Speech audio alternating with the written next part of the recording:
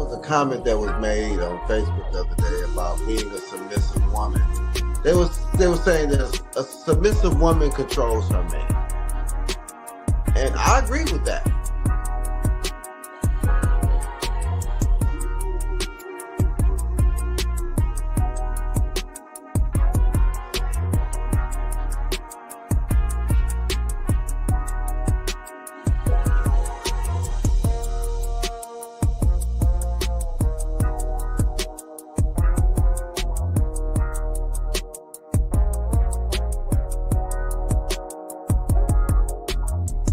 I think until we begin to talk in honesty and transparency and stop pandering to both sides, especially to the sisters, because there is so much entitlement, and because men have been quiet for so long, and it's been the men that has been quiet were the type of men that y'all really need to be listening to. The men that doing the most talking ain't the ones, they don't have nothing to say anyway.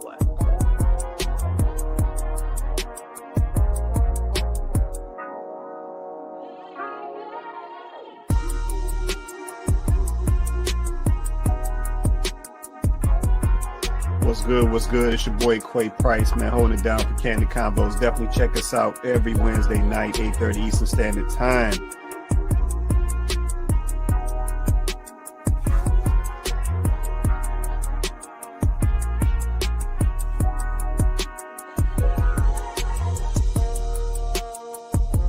People today, they lazy. Ain't nobody trying to put in no work. If stuff start getting a little rough in the relationship or in the marriage, ain't nobody trying to fix nothing. Like, I mean, that's how people's mindsets are today. Yeah, but that's how I know that folks don't truly understand what marriage was about, because they tap out way too easy. Yeah, you see people fight harder for a job, like they can't go get another one of them in 2 weeks.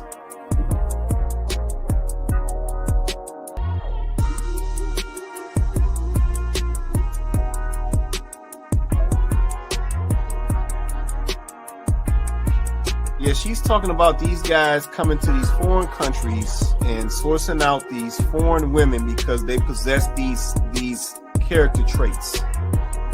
Yep, they're more cooperative when it comes to a man, or they're more cooperative when it comes to a marriage and a relationship. They're more, nurturing forward when it comes to a relationship. They're more I don't even want to use the word soft, but I'll use the word soft. They're softer when it comes to, these relationships and interactions with men and so forth. And like I said, we definitely got to be honest. We see a difference, right? We see a difference. And I think, Chloe and Tay made some good points earlier. A lot of this stuff is based around money over here in the West.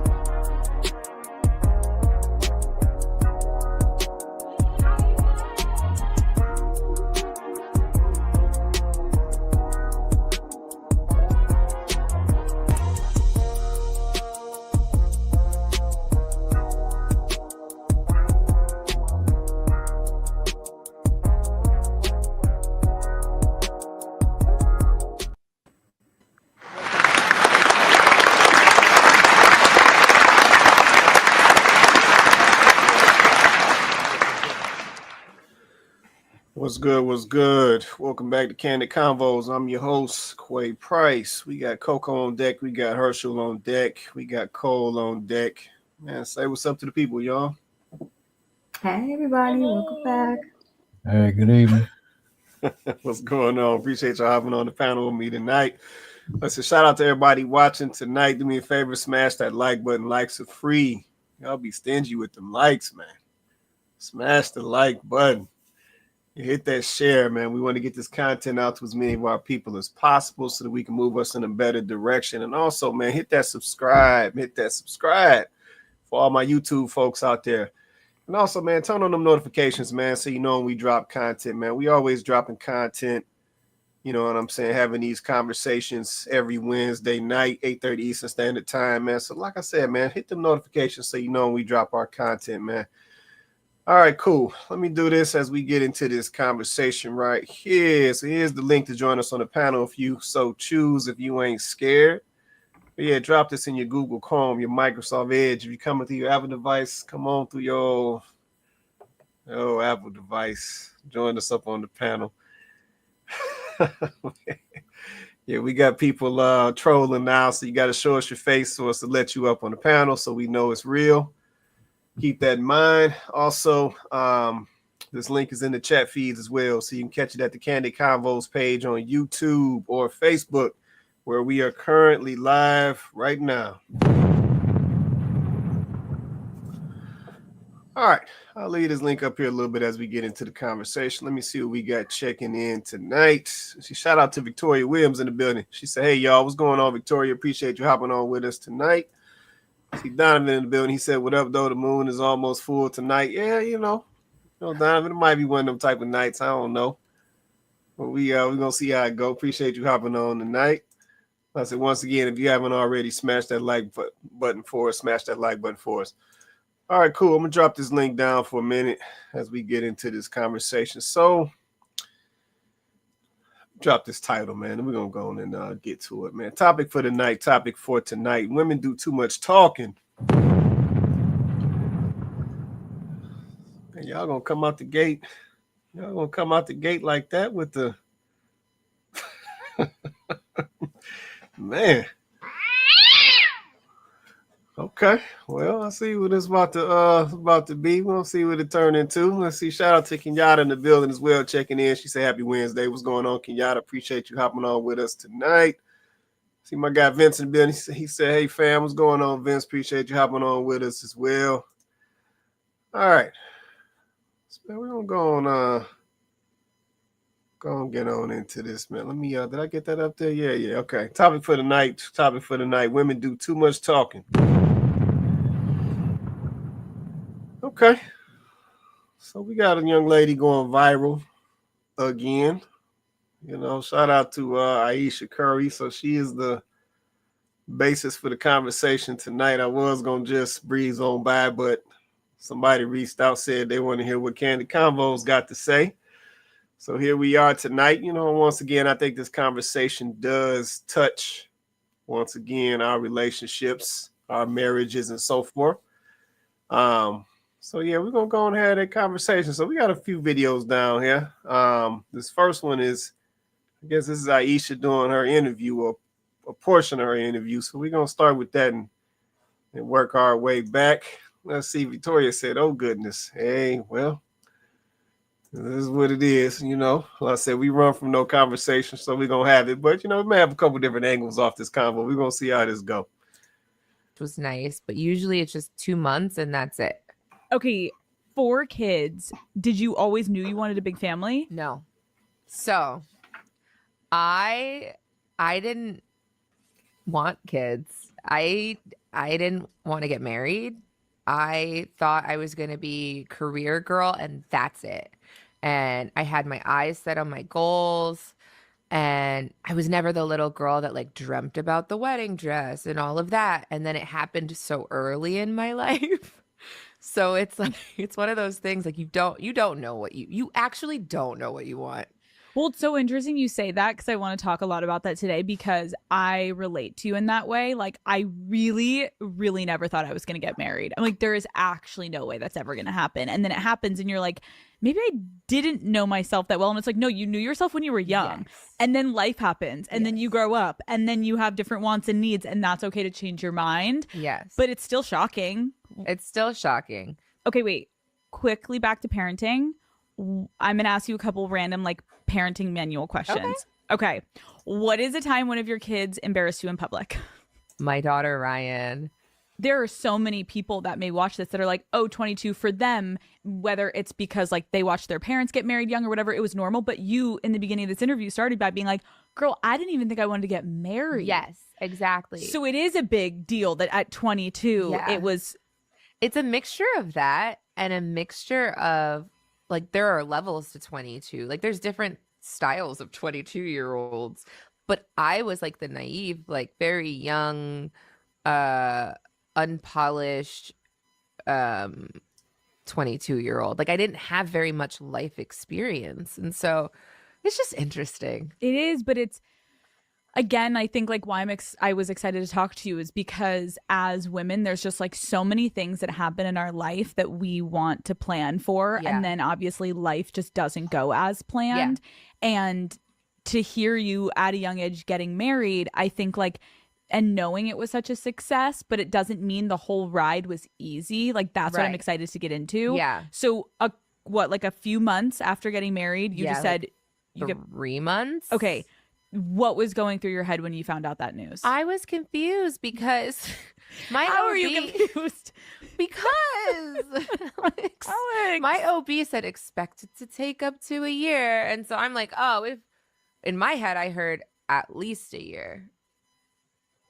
I was thinking we were gonna be like bar hopping. Oh, come on. Like it's like nope. You're pregnant and you're going to be very, very sick. But I'm so grateful. I wouldn't change a thing. Of course. But it was not on my bingo card.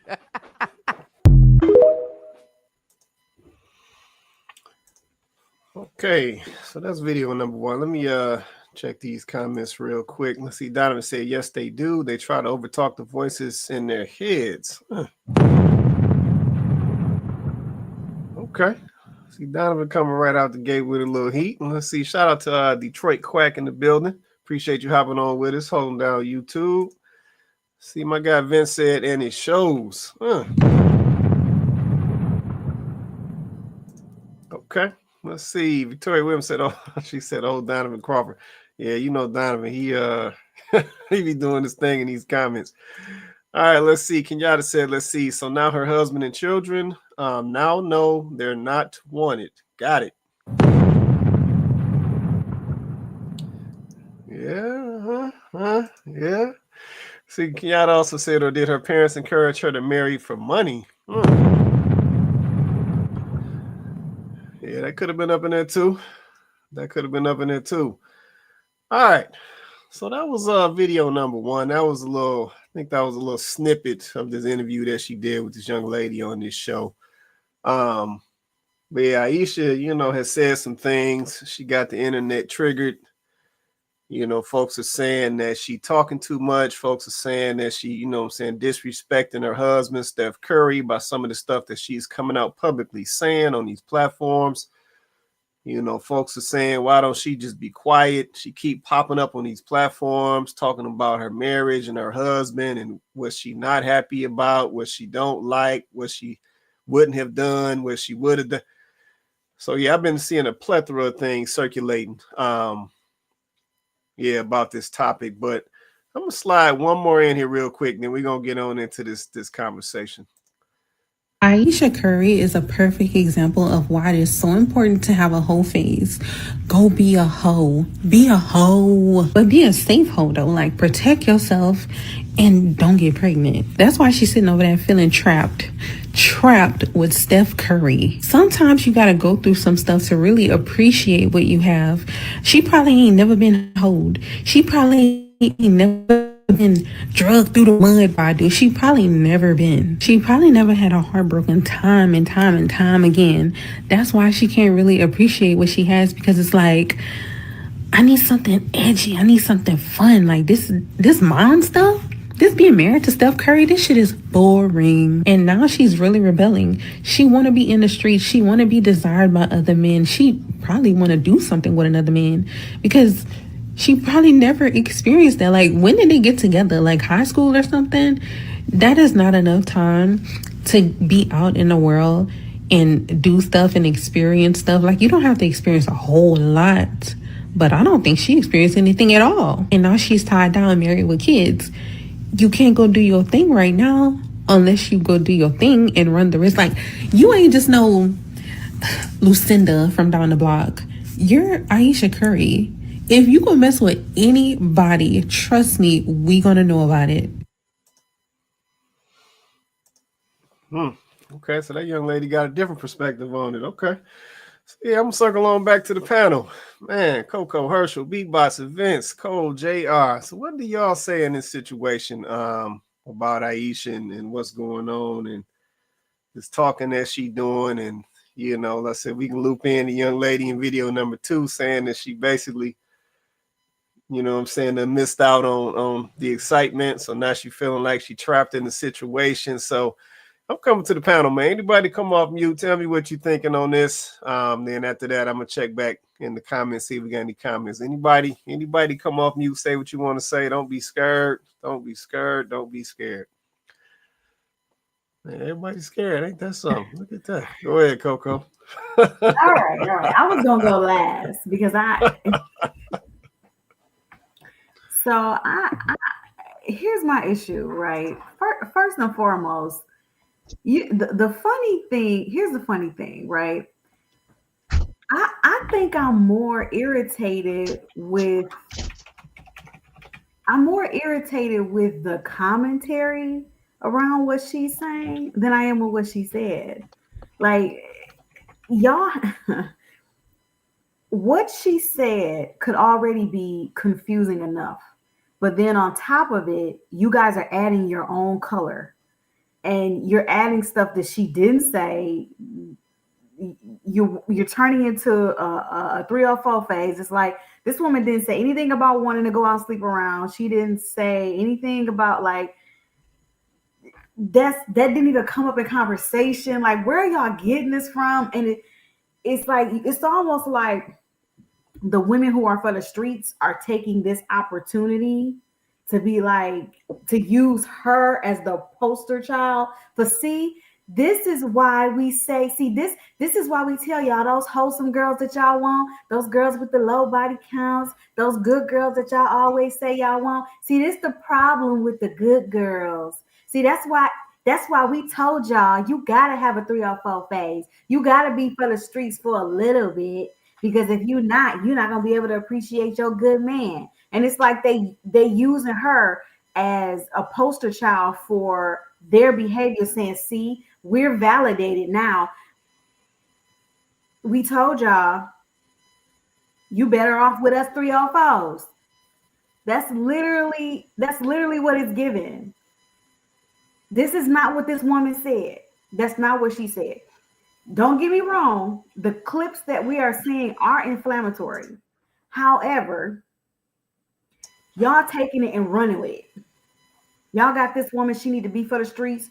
She want to cheat on Steph. Like, she can't do nothing. She trapped in a closet. Like, the commentary that I have seen based off of these clips is diabolical. So I would almost say that it's way more inflammatory what you guys are pulling from the video than what she actually said. I'll leave it there for now. Okay, appreciate that right there. Anybody else? Herschel, Beatboxer, Civil, Vince, Cole, JR. Go ahead, Herschel. It's on you, man. Yeah, so this is the first of the video I've seen. I haven't heard of any of this stuff, so since before today. But from just what I watched, it seems like she's like having like a public therapy session in a way, And I mean, everything that she feels is valid, as far as that's her feeling and her thoughts, and she can share that. But again, it's like a thin line between what you put out there in the public eye or what you keep confidential, with your therapist or something like that. So, I mean, that's just what I got. I'm just probably just a therapist and me observing that piece. But then you got to also factor is that they're public figures, so they got to realize whatever you put out here is, you can't really say like, I want to have privacy, because there's cameras all up in your face all the time. So I don't know. I'm on the fence with it. I don't know. It's hard to. I don't really subscribe to the whole thing, like the other video where she was like saying that she's just trying to get some things out. I mean, that is truthful for some women and some men too. But I mean, her situation, she was just describing her youth, and she's married early. We can allude to those type of things, but we can't really prove it unless she just blatantly says it. But maybe there's other videos where she does say it. I don't know. But so I think that's what it is. So if it is other videos, then she's just running her mouth, and she just needs to kind of keep that tight and keep the family stuff family, because like even with like the thing, like she's just sharing things about like not wanting kids, and like now let's say her kids' classmates go to school and say, hey, your mom didn't want you. that type of stuff. It's just a lot of stuff to factor in. So it's just very, you have to just be very calculated when you open your mouth on the on camera. I'll leave it at that. Right. Okay. No, I appreciate that right there, man.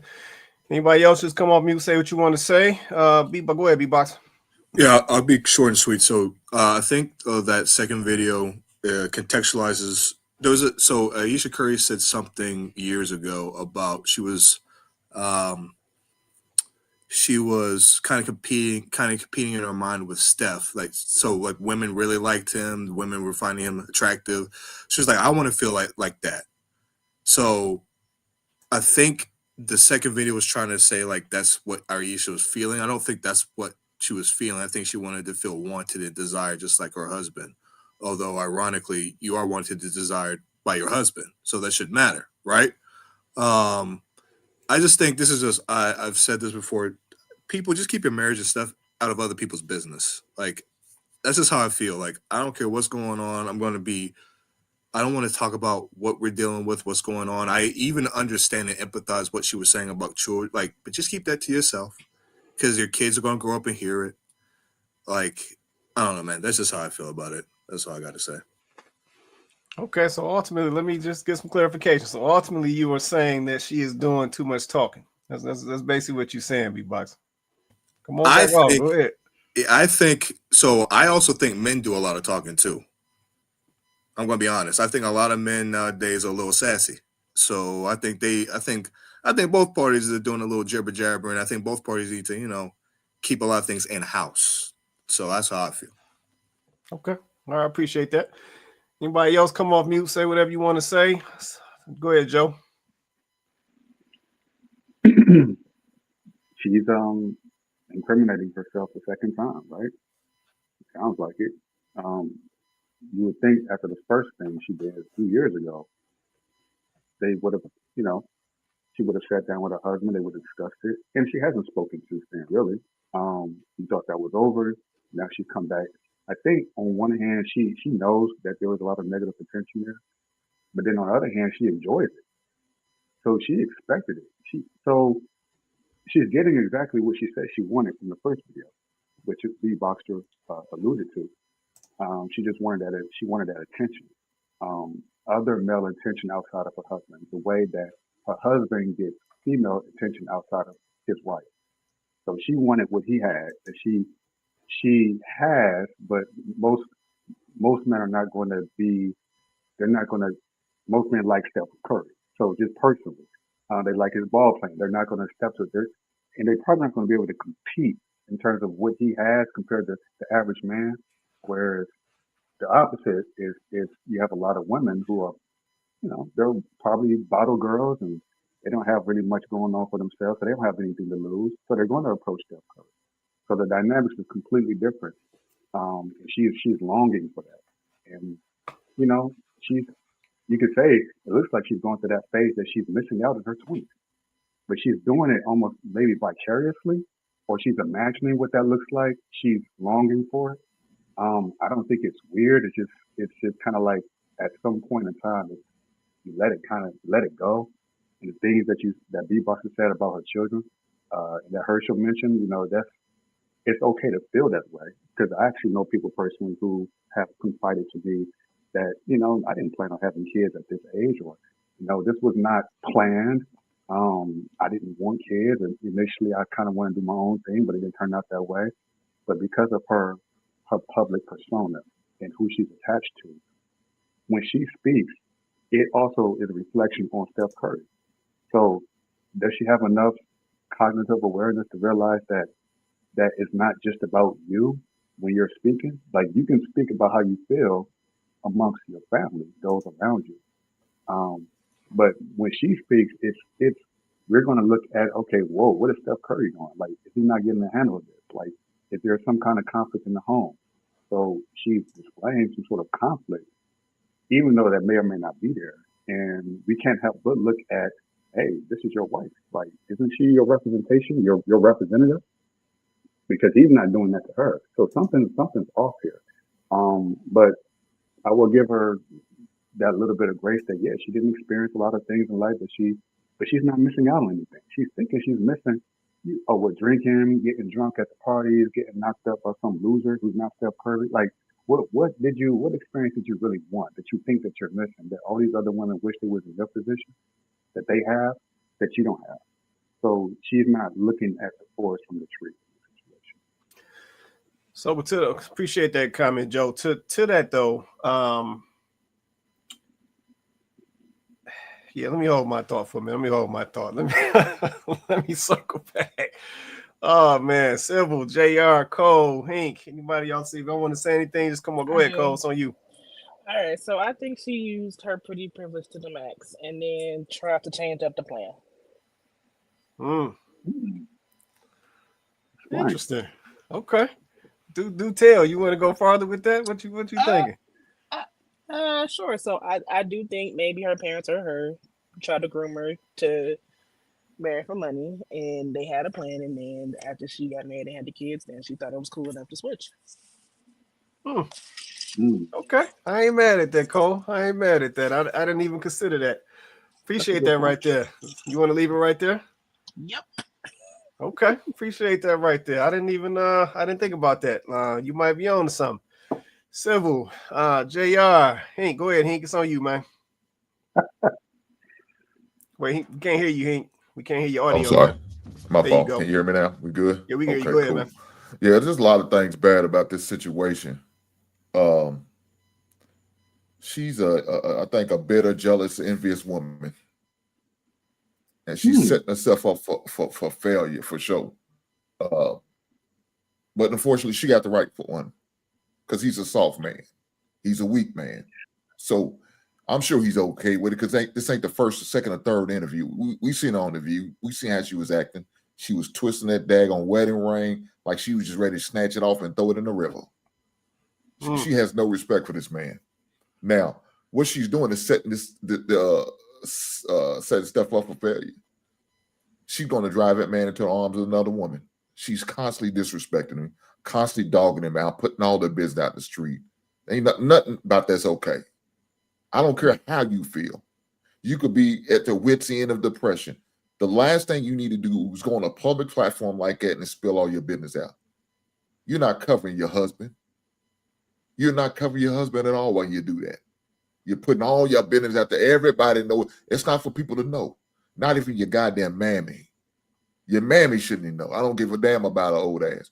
She should know this shit. This is a circle of two. That's how I do it in my house. Me and my wife is circle two. We got problems. We're going to sit on this couch behind me, or the one upstairs, on the basement, wherever, and we're going to figure this out. We're going to talk it out. Now, if we can't, if for some reason they get to a bypass where you can't get it done, we're going to get professional help. We're going to get therapy.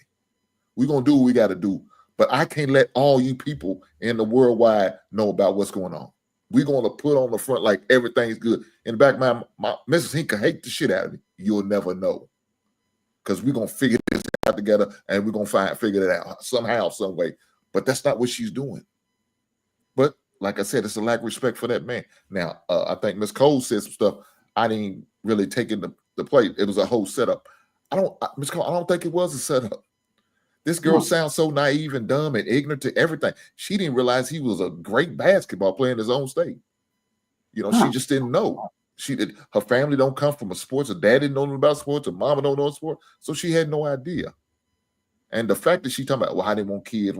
Okay, that's like, I think somebody said earlier. It's okay to feel that way. People feel that way. I understand. You know, in your 20s, you ain't looking to have kids and maybe get married. She wanted to live her fun life.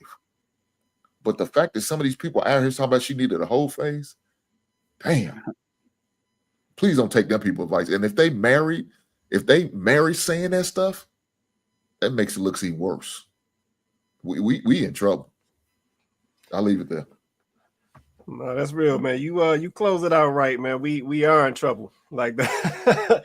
that's a major problem, man. And I know for me, just seeing the videos that have been circulating, because I'm sure you guys see some of the same stuff I see. There's a lot of videos circulating about this whole phase and all of this stuff, and I'm just like, the conditioning is so heavy. It's just like as people or as women in this situation, why do you feel like you got to get holed out and to consider yourself having lived? Like, that don't make sense. Like, I don't know why we take on this mentality that we got to go through these traumas and damage ourselves and possibly end up as baby mamas and daddies or drug addicts and everything else to figure out that something ain't right for you, like, or something you shouldn't be doing. Like, I don't understand that. Yep. And then we want to shame the people who have said to themselves in their journey, you know what? Nah, I'm not going to do that one. I think that ain't going to turn out right. Or for the ladies who said, no, I'm not about, not about to be out here sleeping with any dude who come my way. I'm trying to protect myself and take care of myself and save myself for the right guy when he come along. And we want to shame them people. Yeah, we want to shame and look down on folks who think like that, who say, no, I don't have to experience the bad stuff to know that it's bad. Yep, and some folks think that way. It's just like, no, I don't have to do that. I ain't got to go rob no store to see what that feel like. Like, I done seen enough videos. I done seen enough cop videos. Like, I don't got to rob a store to get the adrenaline rush and see what it feel like, just so I can end up, doing the 5 to 10 and the fit. Like, I don't have to do that. Yeah, so I don't know where that mentality comes from. So let's say seeing the videos circulating from the women talking about she needed to have a hoe phase. It's just like, why she need to have a hoe phase? Yeah, she ain't got to go through no nonsense to understand, like that don't make sense. But that's the mentality that we take on, and it doesn't make sense to me. Let me get some of these comments, and I'm gonna come right back to the panel. See, Kenyatta said for some, any attention is better than no attention, is what I'm hearing. Again, she's talking too damn much. Okay. Appreciate that comment right there. Let's see. Victoria Williams said, let's see, if she said, I thought I would be a mother and a wife, and she was career-centered, nobody would be saying anything. Okay. I understand that. See, Victoria also said, for discussion purposes, from the clip I just heard, where was the disrespect? Go ahead, Coco. So here's the thing.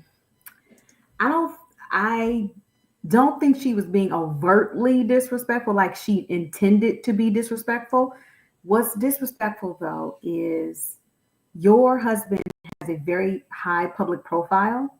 And so even if this is something that you're speaking, like, this is how I felt in the past, I've worked it out, I've gone to see a therapist, I've whatever, done the work, I'm past it, I'm over it, I'm whatever, that's fine. But like he said, like Vivacha said, then keep it to yourself.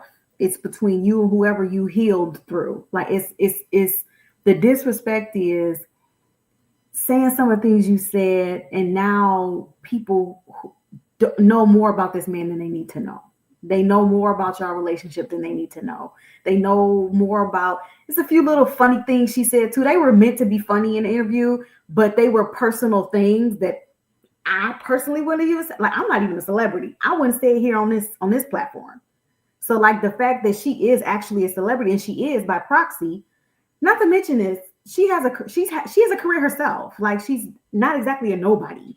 So the fact that she feels comfortable going on these platforms and speaking about her personal things and her personal relationship, it is a bit disrespectful, because I agree with Victoria that I'm sure she took these concerns to her husband prior to having any of these conversations. I'm sure she's told him some of these things that she's now telling us.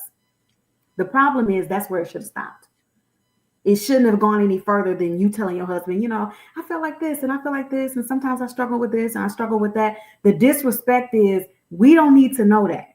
Don't throw your husband and your kids, under the bus, because your children also in school. I think their oldest is now a teenager. It's like, does she really need her friends to be talking about her mama is on it? So I think that it wasn't overt, but it definitely can be seen as disrespectful. You clearly didn't consider anybody else. You didn't consider anybody else that you were bringing up in this conversation but yourself. Just saying. I don't know. She did it once, so I think Steph allows her to do it. There's no way, because it's been a few years since she did the last one. But I think that whatever conversation they had behind the scenes, he allowed her to go and touch her. I don't think she would be so blatant as to go on the show. She don't seem like that kind of person. Like, oh, my husband's just now finding out. I think he already knew what the nature of the conversation she was going to have. So he's allowing it. So we're saying it's disrespectful. I think to most men, even to Hank, obviously, it would be disrespectful. Myself as well. But if he allows it, then it's hard to say, well, it's disrespectful, because maybe from Steph's perspective, it's just like him allowing her that room to breathe and to share those very personal moments and situations that they had in their life, in their family.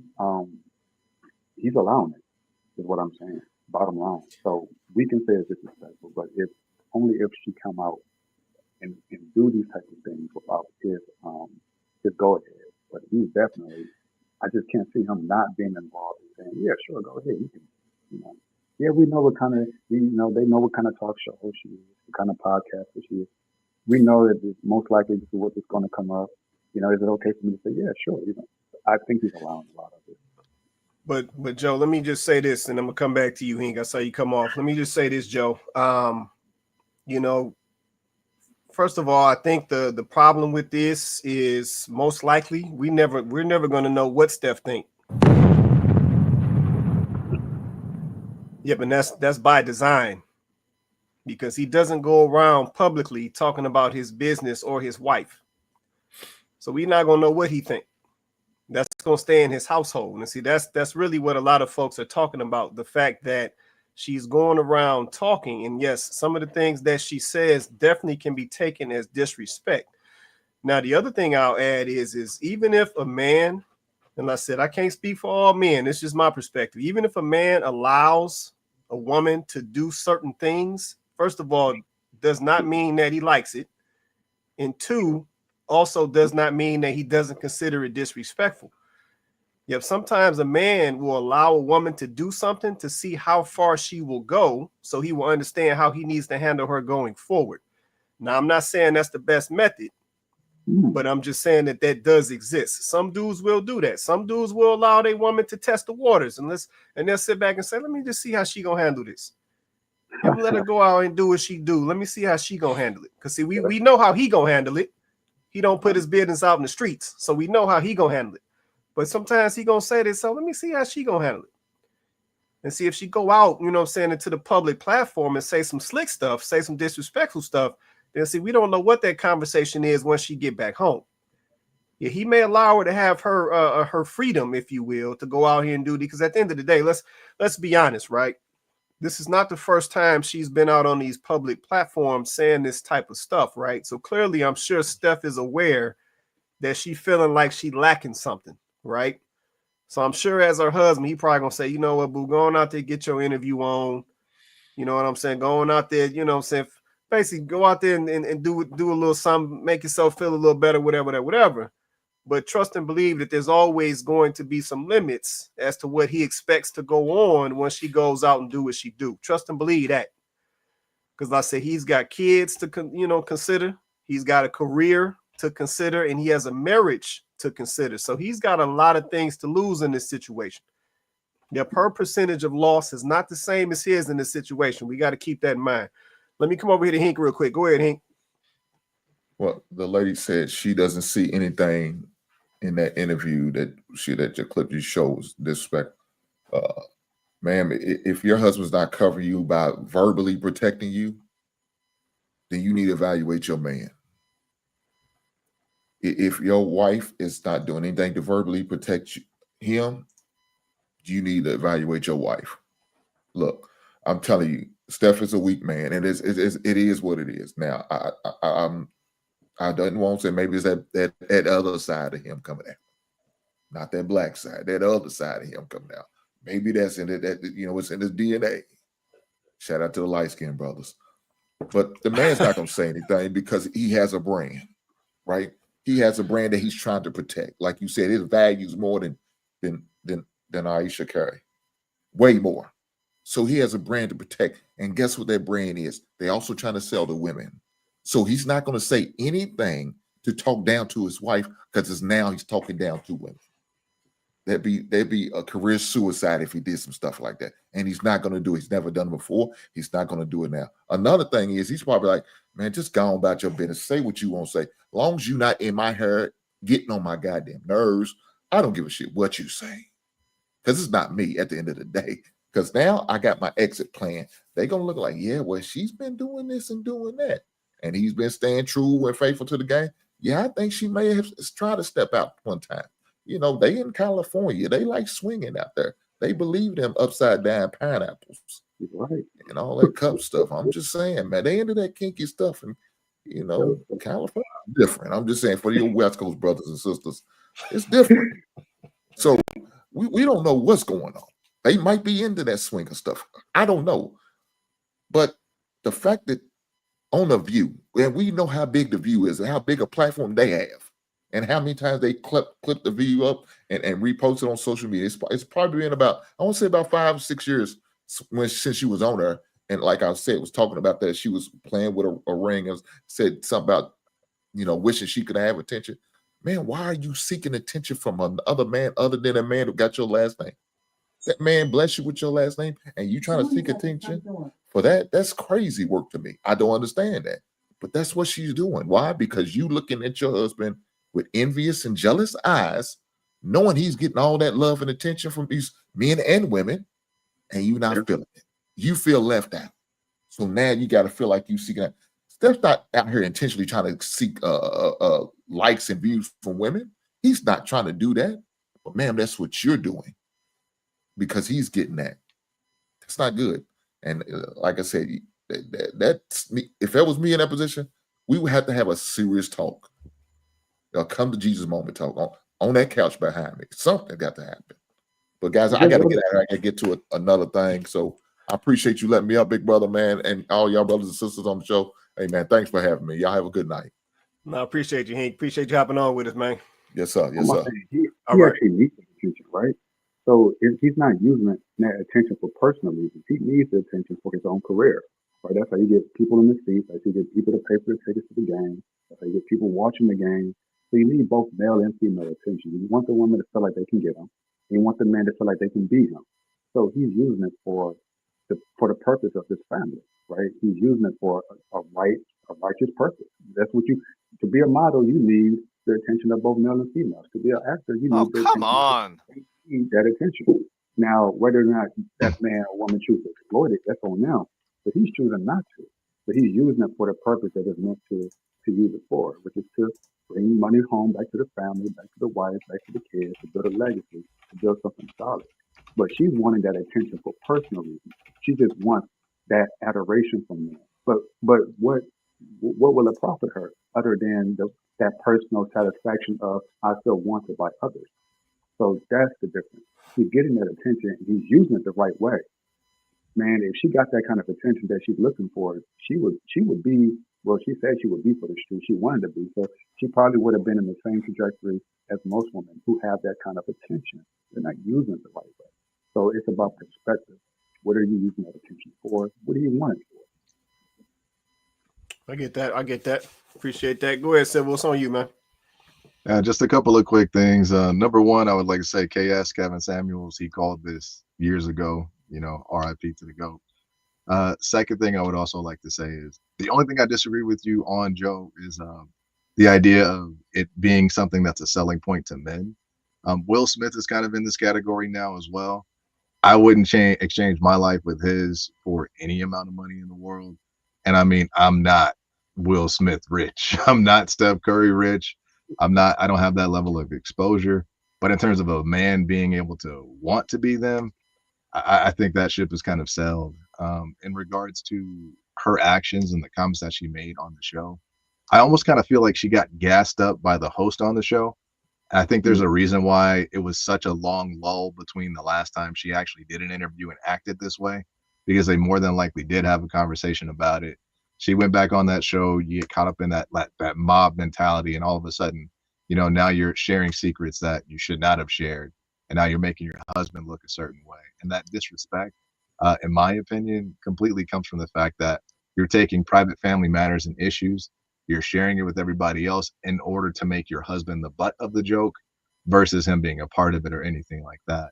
And when it comes to actually being on a podcast or being in any form of public view, and you go out and you talk about your spouse, to me, I think that it should only be with nothing but praise for your spouse. And I think that goes for men and women. And anything outside of that it's not just disrespect to that person, it's disrespect to your family. And if it's your husband, you're disrespecting your family's name, the last name that your children's carry. And then it's just that the amount of selfishness, it just prevents you from being like nurturing to your family in that way. And then I'll end with this. When it comes to her wanting, she's like, oh, I would have wanted to have that type of phase. You know how they say you can't turn a hoe into a housewife? Sometimes you might get them a little early before they get a chance to become a hoe. And I'm not saying that this applies to her, but that's also somebody that you probably should not be turning into a housewife. And when somebody tells you who they are, just go ahead and believe them. That's what they want to be. That's real. That's real right there. Appreciate that. Let me check these comments real fast. I'm gonna come back to the panel to see. Kenyatta said, let's see, we will know if he files for divorce in a few years. I don't wish that. It's only so much Steph is going to take from her. Yeah, no, I agree. No, we definitely don't wish that, but yeah, I'm sure Steph is gonna have some questions around these situations, and I think he's definitely gonna make some considerations around these situations. So I'll just leave it at that. And I said, once again, we haven't heard from Steph. I'm just looking at this, from a husband point of view or a husband perspective, a male perspective. And when it comes to these things, men are pretty similar across the board. Yeah, I don't know any men that want all their business out in the street. If I don't know any men who, want their wife talking about they ain't, saying they wasn't trying to get married, but they went on and did it. And like, don't no man want to hear no stuff like that. Because that'll be just like a man sitting up on the couch, talking to the young lady, talking about, yeah, I wasn't really feeling my wife like that, but, she turned out to be all right. You know what I'm saying? Or, I wanted some kids, but one of my kids came out looking like my wife. I had to kind of get used to that. Like, don't no woman want to hear no, like, come on, man. Like, we gotta some of this stuff, like we gotta be for real. Yep, I know that we are in 2025 and we are still heavy. I don't care what nobody say. We still heavy in a gender war. Yeah, men and women are still against each other. We still bucking. We still arguing. We can't see eye to eye. We want to fight each other's points. But it's like, put all of that to the side for a minute. Like, let's just be real. Yep, if your guy was sitting on this couch saying some of these things, if y'all ladies would be honest, y'all would have a problem with some of this stuff.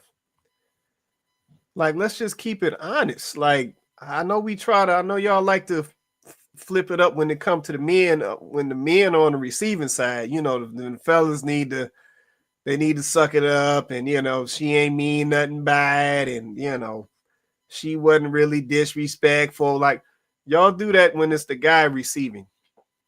But when women are receiving, I want y'all to receive for a minute and think about what I'm saying. If your man was sitting up on this couch, saying some of these things towards you as his wife, would you be okay with it? Yeah, but if we gonna be honest, for a lot of y'all, the answer is going to be no. Yes, I don't know why we think it's any different when the man is on the receiving side. We don't want to hear this stuff either. Like, let's just be real.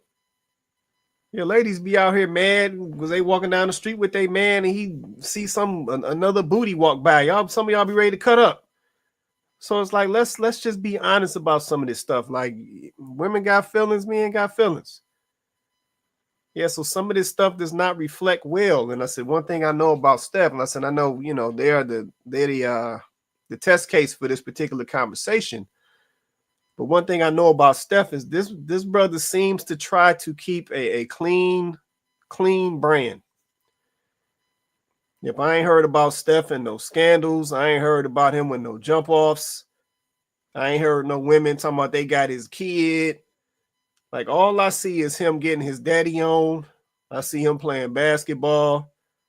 I see him taking care of his family. I see him taking care of his wife.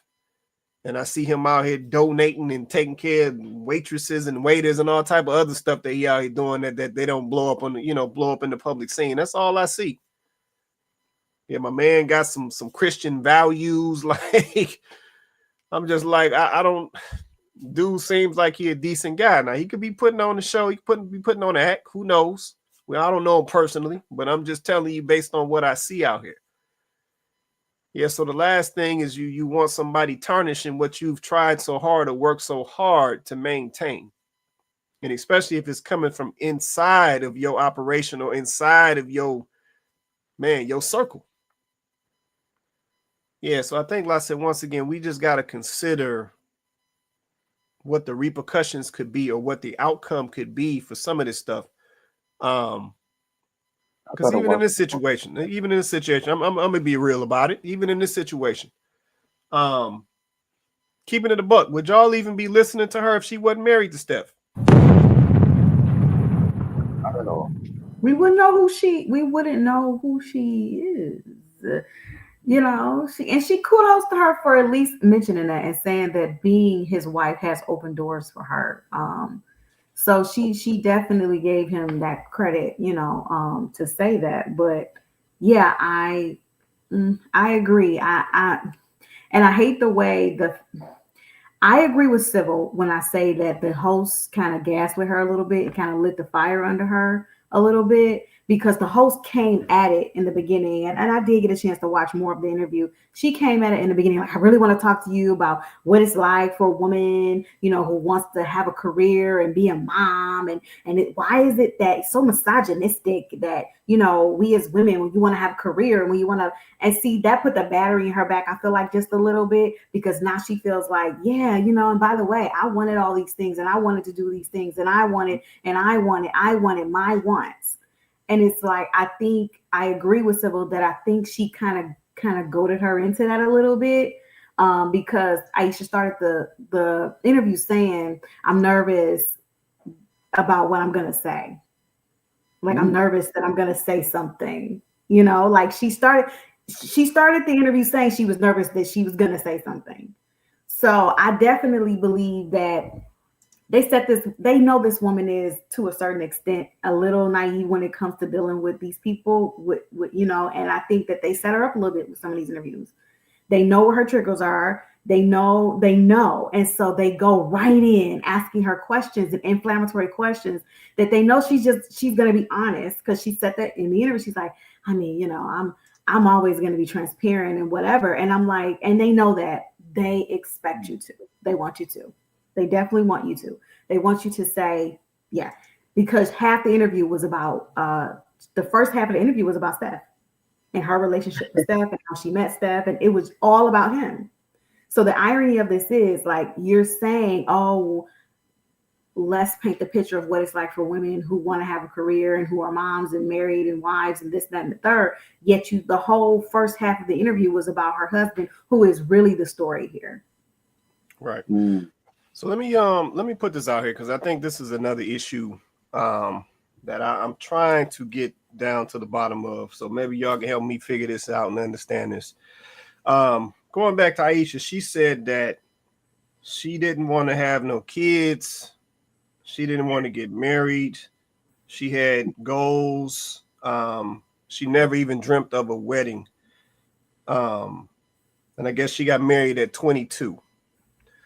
So I'm trying to understand this. Why is it such a problem for a woman to get married and have children at what we consider a young age?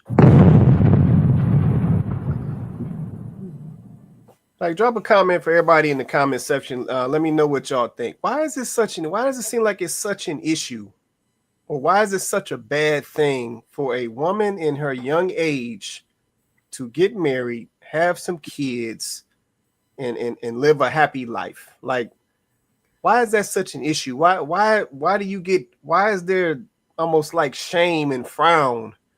Because with that? What is that? It doesn't allow us, and I'll speak in generals. I'm a woman, so I get included in this. It doesn't allow us to be selfish. It doesn't allow us to be selfish. It doesn't. Think about it. Everything that women rebel against at this point are things that call them to a higher standard. Marriage calls women to a higher standard. It involves sacrifice. There are times when, yeah. I mean, if I could just be so blunt, there are times when you have to put the people, your family before you. Yeah. Absolutely. As a wife, yeah. Sometimes it's not going to be about you. It can't. It's got to be about the other people around you. That's the position you're in. But on the flip side, for the man, same thing for him. There are going to be times when it ain't going to be about him. It can't be about him. It's got to be about his responsibilities. It's got to be about his obligations. It's not going to be about him. He doesn't get to put himself first. It just is what it is. And so I think people rebel against the whole idea of these things now, because this is such a selfish culture that we live in. It's me first, me. You know, what makes me feel good, what makes me happy, right? Which is why that's one of the first things that comes out of a lot of women's mouths when they say their marriage didn't work for them. Well, I wasn't happy anymore. It didn't make me happy. And there's no talk about the sense of obligation. There's no talk about sacrificial love, because that's what love is. It's no talk of that, right? And so the things that call us to a higher standard, we are putting those things off. Oh no, marriage, that can wait. Let's wait. Like you're going to be less selfish by the time you're 40 and have lived a whole life where it was only you. Like you're going to be less selfish at that point. You're not going to be less selfish, because at that point you've lived your whole life for yourself, and now you're going to bring somebody else in and submit. That's why they're having such a problem with it. Honestly, Aisha, this is why we encourage young people, if you do want to be married, do it early. Do it before you have had too many experiences. Because once you begin having a lot of experiences, they start to change your mindset. And why would you want to take on trauma that could potentially affect the way you wife, the way you mother? Why would you want to set yourself up like that? This is actually why you should prioritize marrying earlier if you can. I understand that's not everybody's path, okay? But if this is what you want, there it is, right? Like in this society, she missed out. That's the real story here. The real story is, why do women feel like you're missing out? What do you think you're missing? Because old girl in the video said, you missing a man playing up in your face. You missing out on being dragged through the mud. You missing out on being cheated on. You missing out. That none of that sounds like anything that I want to experience. So what am I missing? And why should we be telling women that they should want to experience these things? So the real story is, why are we telling young women to learn how to be content in life? Not telling them not to want things for themselves or not to have some ambition. We're not saying you can't have and want things for yourself. That's not what we're saying. What we're saying is, why is it that you feel as though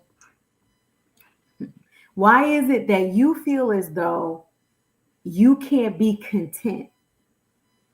For all intents and purposes, this woman has written cookbooks and she has a career.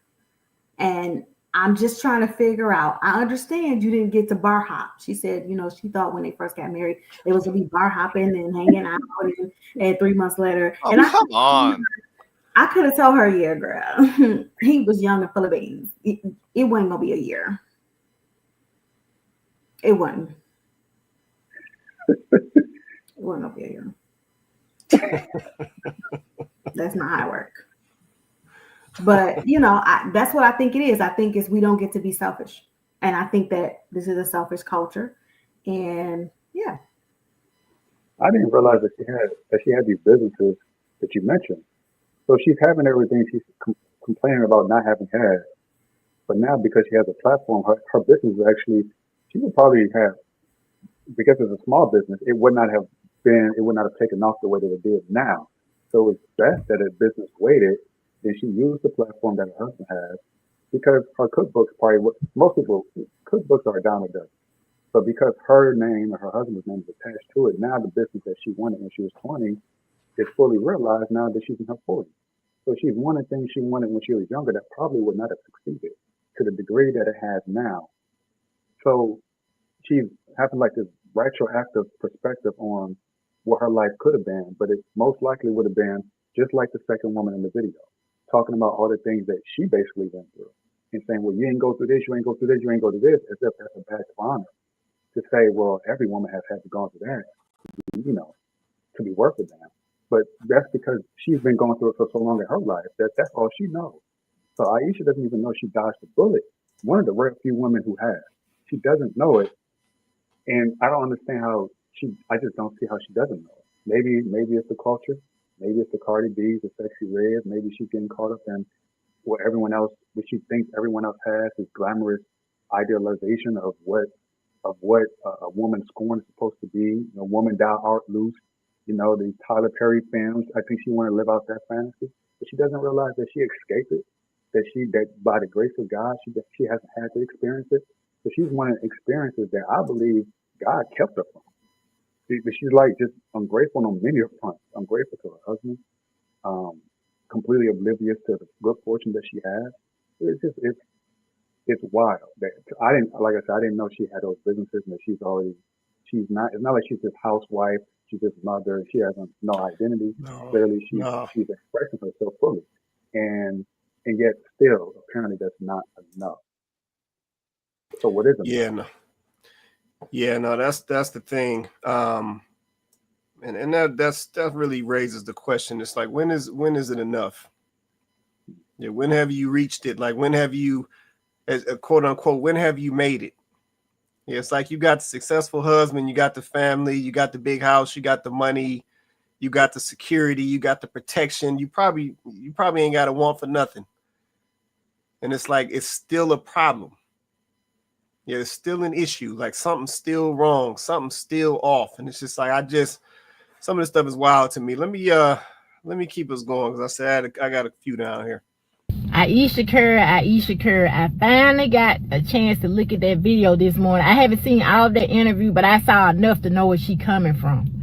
And men, this is where y'all making y'all mistake at. Y'all think everything is about sex, because the backlash she's getting from the men, all the men are saying she wanted to be a 304. That is not what she's saying. And usually I don't agree with what she's saying, but I felt her this time. This lady is saying at the end of the day, if she died today, tomorrow, next year, the only thing she got going for her is she is Steph Curry's wife. Men think, why should she complain? Because she got everything. Now, she don't got everything. Of course, she got the perfect husband because he making money. That's what men think. And he's a Christian man, and that's all should matter. See, that's what's wrong with men. They think women should have no kind of feelings, no kind of say so. As long as that man making money and she is with a millionaire or whatever, that's all that counts. What she feels doesn't matter. At the end of the day, I'm quite sure she has a college education and she wanted to do other things in life. But instead, she got with her husband to start a family early. And that's all she been doing is cooking, cleaning, washing dishes, and being mommy and wifey. And that's it. Y'all men cannot realize that some women do want a career for themselves. They want to be able to have something for themselves. They don't just want to be known as so-and-so's wife. They want to be somebody. And I understand what she's saying. I was on the way to work this morning. I was just thinking to myself after I saw some of that interview, how would I feel if every day all I did was stay at home, keep my kids, and didn't have a job to go to? Didn't do the outside things that I do. Not even on this TikTok making videos. All I did was stay at home and worry about my husband and my children, making sure the house clean, making sure everything's straight in the house, cooking, making sure I go to the gym and look a certain way. All I'm doing is focusing. All I would be doing is focusing on what my kids want and what my husband want and what's best for them, and keeping myself up because I got to stay extremely attractive because my husband is a millionaire and he might lose interest in me. So is that a good life to have at the end of the day? I don't know. Most women do. That's their dream, to meet a man that makes $1 million, a six-figure man. That's their dream. But a lot of women, y'all, men don't believe this. A lot of women do like the fact that they can make their own money and be their own person. And I don't think this had anything to do with her wanting to sleep with other men. She was just saying, in other words, all I've done my whole time that I've been with Steph is been a wife and a mother. And I lost myself somewhere where I was going to college and getting this degree to do X, Y, and Z. I lost all that. I just put it on the back burner and forgot about it for him. And I guarantee you, her parents encouraged her to marry him because they saw this potential in him, especially the father. I have known several women that got married early because their family, they came from a 2-parent household and their family knew it was a good man. He was going to be successful. And all they thought about at the end of the day, that man going to be making money. You need to be with him. It's over. Yeah. You know what, B-Boss, it is, man. Just listening to the young lady, giving her, you know, her take on it. I'm just like, she's saying that women just, they don't want to be known as somebody's wife. And I'm like, I hear ladies out here saying they trying to get married. They trying to be, they trying to take on some man's last name. Okay, y'all can. And I'm just like, wait a minute. I'm like, so now we saying the women don't, like, they not striving to be somebody's wife. Like, I don't understand this, because I said, once again, I see so many videos. I'm in so many conversations, and all I see today, I'm be honest with y'all, even though the gender war is still alive and well, there's so many ladies out here right now talking about they're looking for a husband. They talking about these providers. They actually trying to tell the men. This is the funny part about it. They trying to tell the men how to act or how to be a good husband, and then come get them. Like, that's how bad this done got. They getting mad at the dudes for not approaching women like they used to. They get mad at guys for pulling back from the whole concept of marriage. Like, they getting upset because they want husbands, and they want a husband to come in and take care of them and protect them, and what they say, and lead them, and put their last, for this man to put his last name on this woman and claim her and all of this, so she can get up in the camera and do that with her finger. Like, I see this all day long. But now I got this young lady talking about these women. They don't want no, you know what I'm saying? They don't want to just be known as this man's wife. And it's like, what are you talking about? Like, it's like it changes. It changes by the day. Yeah, then she goes on to say that, you know what I'm saying, these ladies don't want to lose themselves. And I'm like, once again, what is that? Yep, is it that you losing yourself, or is it that you evolving?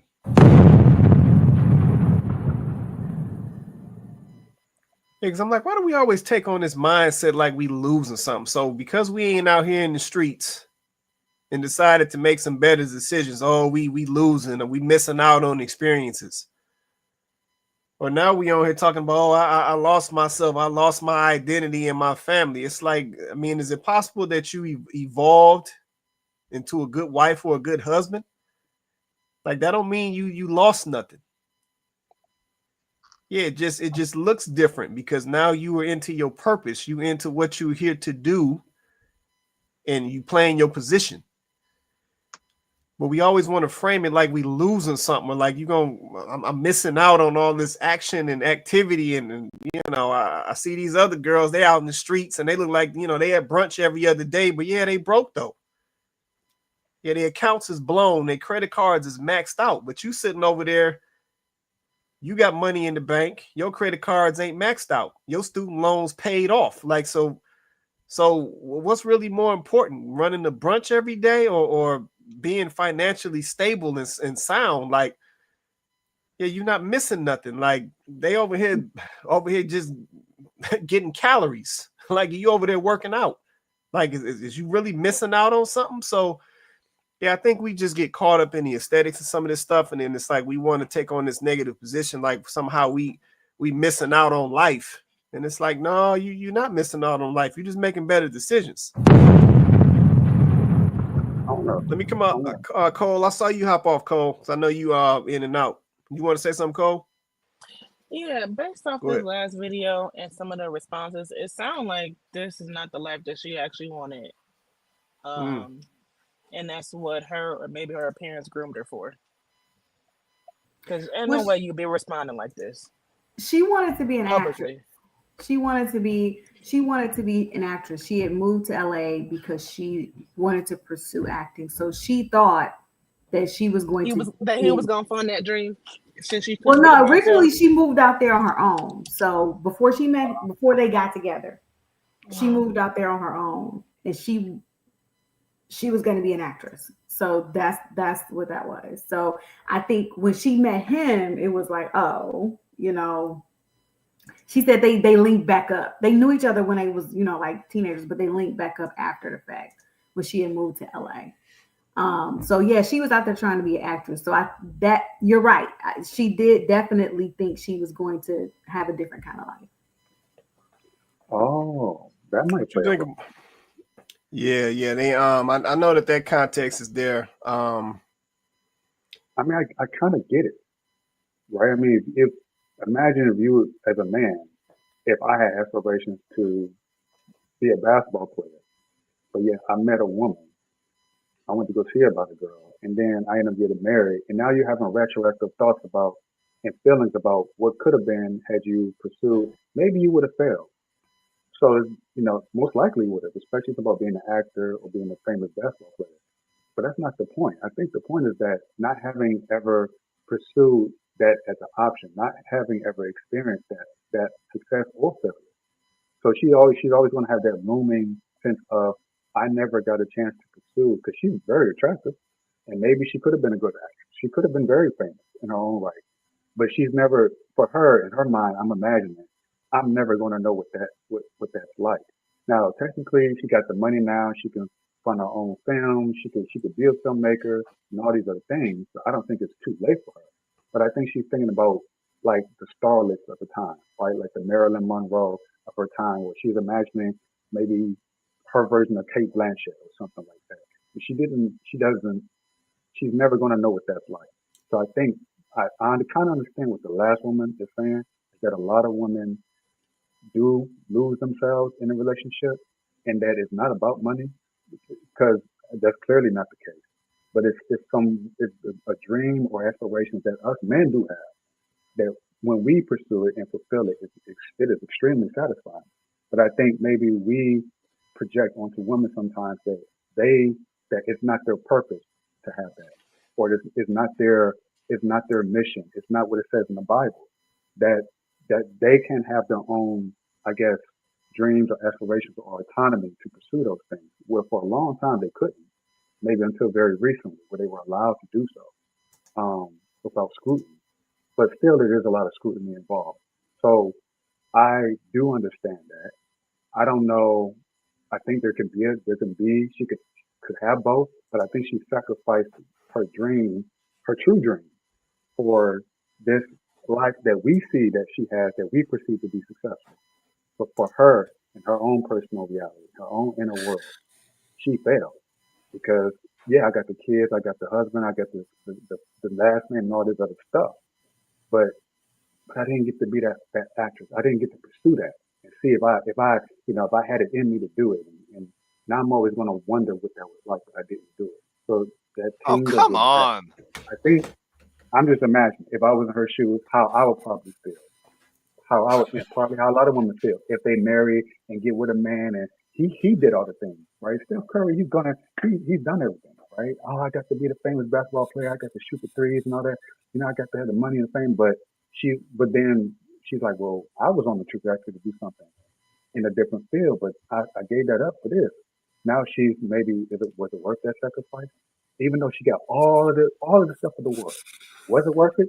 For us, in our perspective, we're like, of course, and you got everything you want. But that's not for us to say. It's just that's just her personal thing, man. And I don't know. That's the way I'm looking at it from both sides of the perspective. I know from a man's perspective, like, you got everything. Yeah, she do. But is it everything? Is it everything she wants? Joe. You're triggering me. I'm getting triggered. What is going on? I'm triggered. That's his stage left. I'm triggered, Joe. Triggering me. That's just Go ahead, we B-Box. not about Go to get his lady no excuses, okay? Look. Let's She Joe. know Let's the game and she trying to play it, and she ain't play it well. Period. There it is. There it Yeah, is. I agree with that, Cole. But let's go down your rabbit hole, Joe. Let's go down that rabbit hole because I actually even tend to agree You with. going by yourself, B-Boxer. I ain't with No, you. no, no. I ain't going. I don't. Listen, I don't agree with him. I don't agree. I know. But I'm let's just just, saying. That's why you going by yourself. right. But let's just go down there because I do think there's a particular woman that thinks this way. I think one thing we're missing out of context is that Steph Curry's dad is Del Curry. He was also an NBA player, and I think she didn't take no chance on him. Steph Curry was like recruited out of high school highly. He just went to Davidson because he wanted to play. I think Davidson's in North Carolina. That's where he wanted to play. Like it's almost like she's saying, "Well, he was my backup plan. The surefire guy that's going to make millions of dollars." Now nobody thought he would be one of the best players of all time, right? Top 5 of all time. But of course, he's probably going to be a pretty good basketball player. Oh, he's a backup plan. Really? You're going to say that is worse than I might pursuing a career? That's what I'm saying. It's over, bro. It is over. If you're saying like, this guy who's going to be a millionaire, who's a Christian, he has Bible verses on his shoes because he made Under Armour do that, like a good dude, and you're saying, I'd rather pursue and fail in acting, bruh. Yeah, I don't. It is over. I mean, some people, we would feel the same way, right? If I would want, even if I failed at whatever I am looking to achieve to do, I have the satisfaction of knowing at least I tried and failed at it. But there's a possibility I succeed. There's a fulfillment that comes from that. Even in the success I have in what I do, it took a long time, and I had a lot of failures, but there's a satisfaction, the journey of pursuing my dream. I don't think she's had that. She hasn't had that experience of the journey of pursuing her dream. Joe is different when you get somebody you want to get married What to. are you Though talking about? What? It's not about money. Yeah, Joe. Like I had certain dreams and aspirations, but I met my wife first. That changes things. I don't know. That's just my opinion, right? It changes stuff for me. Maybe somebody might agree or disagree, but if I met my partner, my forever person, that changes the whole game. So I'm like, okay, I had certain things. Now it changes. You have children, then it changes. That's life. And you can, in some ways, be like, I wish I did this, or this differently. But, bro, Joe, maybe you need to get married first, Joe. Maybe, maybe that's what's got to happen. Maybe you got to get married first. I don't know. That's possible. My dream to travel, I was able to go to the, so it's like things I was able to do. I'm glad I was able to do that. Could I have done the same thing if I was hitched up, if I had kids of my own? Maybe, maybe not. Would I feel some sort of resentment? Would I talk the way that she's talking or feel it or think it, even if I don't say it? Probably so. I know I got friends who got kids who are like, I saw the trajectory they was on. And he was going to be a D1. But he got this girl knocked up. Now he's got to take care of the kid. Yeah, he loves his kid, of course. But, there was something that had that not happened, he was on there's something that it's something in their eye. You can just tell, like, oh yeah, he wishes he had taken a different path. Not that he doesn't want to take care of responsibility. They're going to do it. Same thing with Aisha. But it's that looking back and saying, is it possible for me to have had both? And I've known people who were able to do both. I don't think it has to be, some people say there's a sacrifice. Well, I know people who were they were pursuing their path, their career, their dream that turns into a career, whether it's painting, it's music, it's art, it's acting, it's basketball, whatever. And both people's lives align in such a way where they're both able to pursue that. So now they're both in a happy marriage, as well as they have kids. They're also pursuing the things they've always wanted to do since they were a kid. Because what do you tell your kids? Oh yeah, you want to be whatever you want to grow up. You want to be this and this and that. Well, then they grow up in reality. Okay, well, reality is you got to go and get this graveyard shift to take care of this kid. That's not what they really want to do. So we don't see what she's going through as a graveyard shift, obviously, right? Oh, come on. She's what, a millionaire, Joe? That's not the point. What's going on, man? What are we doing? What is going on? You can't make this shit up. You can't make It's not about the money. It's not about the material things that this society, y'all talk about the society and what we value. Yeah, we also tend to value materialism. But after a certain point, how many more millions does she need? It's not about the money. It's what she gave up, what she feels she's given up, which is this acting career or whatever other career she pursued, going out to California to do whatever. And it's like, well, Yo, I what? sacrificed this for the money. This is I'm just crazy. saying. Okay, hold on. Okay, hold on. Hold on. Go ahead. Who got a question? Let's just be for real for a second, okay? So to her, she has a few acting gigs to her credit. She does have a few acting gigs to her credit. Most of them though happened after she married her husband because the real tea is him. But anyway, in this case, sometimes I get where you're going, Joe. Sometimes you make choices, you gamble, and it doesn't go in your favor. Okay, but in this case, the reason why her family, and she mentioned in an interview, was all gung-ho about her getting with this man is because, like the boxer said, he was for sure going to the league. He was going. It was a guarantee. It was nothing but up for her. Her trajectory with him was automatically up. It was a sure thing.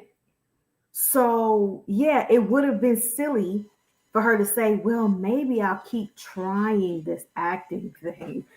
And I don't know about the Steph thing. It was a sure thing. And her being married to him, yeah, maybe it kind of altered the plan a bit, but it didn't really derail it. The thing that I think she seemed like she was complaining about was the timing. Like not even what happened, but when it happened. Like it happened so fast, she didn't get a chance to maybe do some of the things she thought she was going to get to do before the kids start coming and it got real.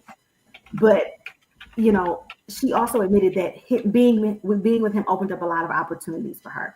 That obviously, let's just be honest, let's be so for real. Those opportunities would not have existed without him. They just would not have been there, right? So why we talk about this, because I know this is in the comments, why are we talking about it?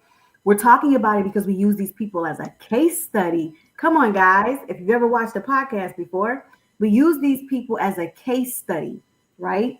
We don't know any of these people personally. So when we talk about these scenarios, we're using it as a case study because what does it do? It shows us human behavior. And what we're really discussing here is human behavior, right? And so what's happening here is this is a woman who has openly said she's struggling with letting go what she thought her life was going to be like, even though her current situation is awesome, right? And this she would even classify it as that. She does not regret her husband, but clearly she wishes that she could have done some of the things that she wanted to do, right? The way she wanted to do them, because it's not even like she hasn't got a chance to act. She's hosted TV shows. She's a road cook. Like the woman has a resume all on her own. Okay, so this whole idea that she's just like the woman in the video saying she's just focusing on her kids and her. I said that's not true. This woman has done all kinds of things. She's not just been a mom and a wife. She's been all over the place. She's opened restaurants. What are we talking about? She's cooked for celebrities. Like so it's kind of crazy. But I will say this, I'll drop this real quick. Why do women look at having a job as a flex? What's the flex about having a job? Can y'all tell me, like, don't get me wrong, I'm not saying it's anything wrong with wanting a career. Please don't misunderstand me. But why do y'all think that's such a flex? It's like y'all say stuff, y'all get on this internet, and I'm someone who has had a career. And a good one at that, right? I actively chose to lead it, right? But why do y'all look at it as a flex? I'm trying to understand, right? Like y'all don't think marriage is a flex, by the way. Y'all never say that. But you think that having a job is a flex. Like this woman is in the car saying, I just try to think of what would my life be like if I didn't have a job to go to every day and all I did was take care of my husband and my. And I'm like, imagine that. Imagine if you were just a wife and a mom, which Putting just before wife and mom is crazy. Fucking thank you. When you say just wife or just mom, that's crazy because those two are the most important things. If you are a wife and a mother, those are the two most important roles you could ever have in life. So just saying just wife and mom is crazy. It's funny to me that women look at wife and mom as just titles, but then their jobs, oh baby, their careers, oh no, their careers are their identity and their careers, that's who they are and their careers is what they do and their careers is their purpose. But as a mom and a wife, that's diabolical. And they're So single the like a reason why this is motherfucker. such an important conversation is because we need to shift our mindset as women. We need our priorities are out of order. We need to shift our mindset. This is a good topic because this is part that I don't know if anybody has touched on. This is why men are saying they can't find wives. This is why we're saying that a lot of the women are not wifeable. This is why we're saying it because their mindsets, their priorities are out of order. You are prioritizing your work. And I'm not saying you can't have a job. Please don't misunderstand me. I'm not saying you can't work outside the home. Please don't misunderstand me. But putting those things in the category where it's like, this is the flex, this is the importance, this is the priority. But when I'm a wife and a mama, I'm just. And like there's some type of deficiency there for me just being a wife and a mom. Like that is not fulfilling. Why is that not fulfilling? Right? Like if all you ever was your whole life was a wife and a mama, you gonna die unfulfilled. Why?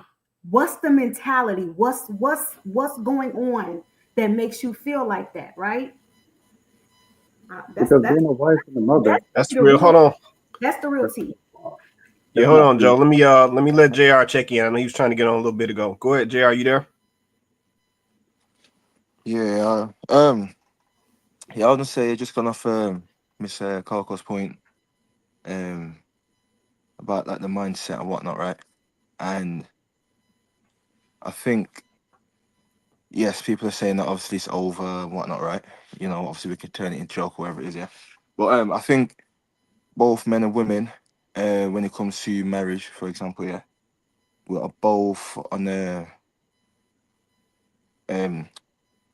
opposite end of the spectrum, right? In terms of when to get married. And I think if they said, okay, get married at a young age, most men will probably be for that, and a lot of women today would be against that.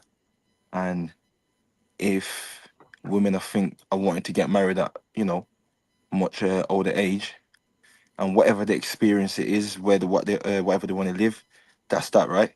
But they want to get married at an older age, and I think men are against that, and women are for that.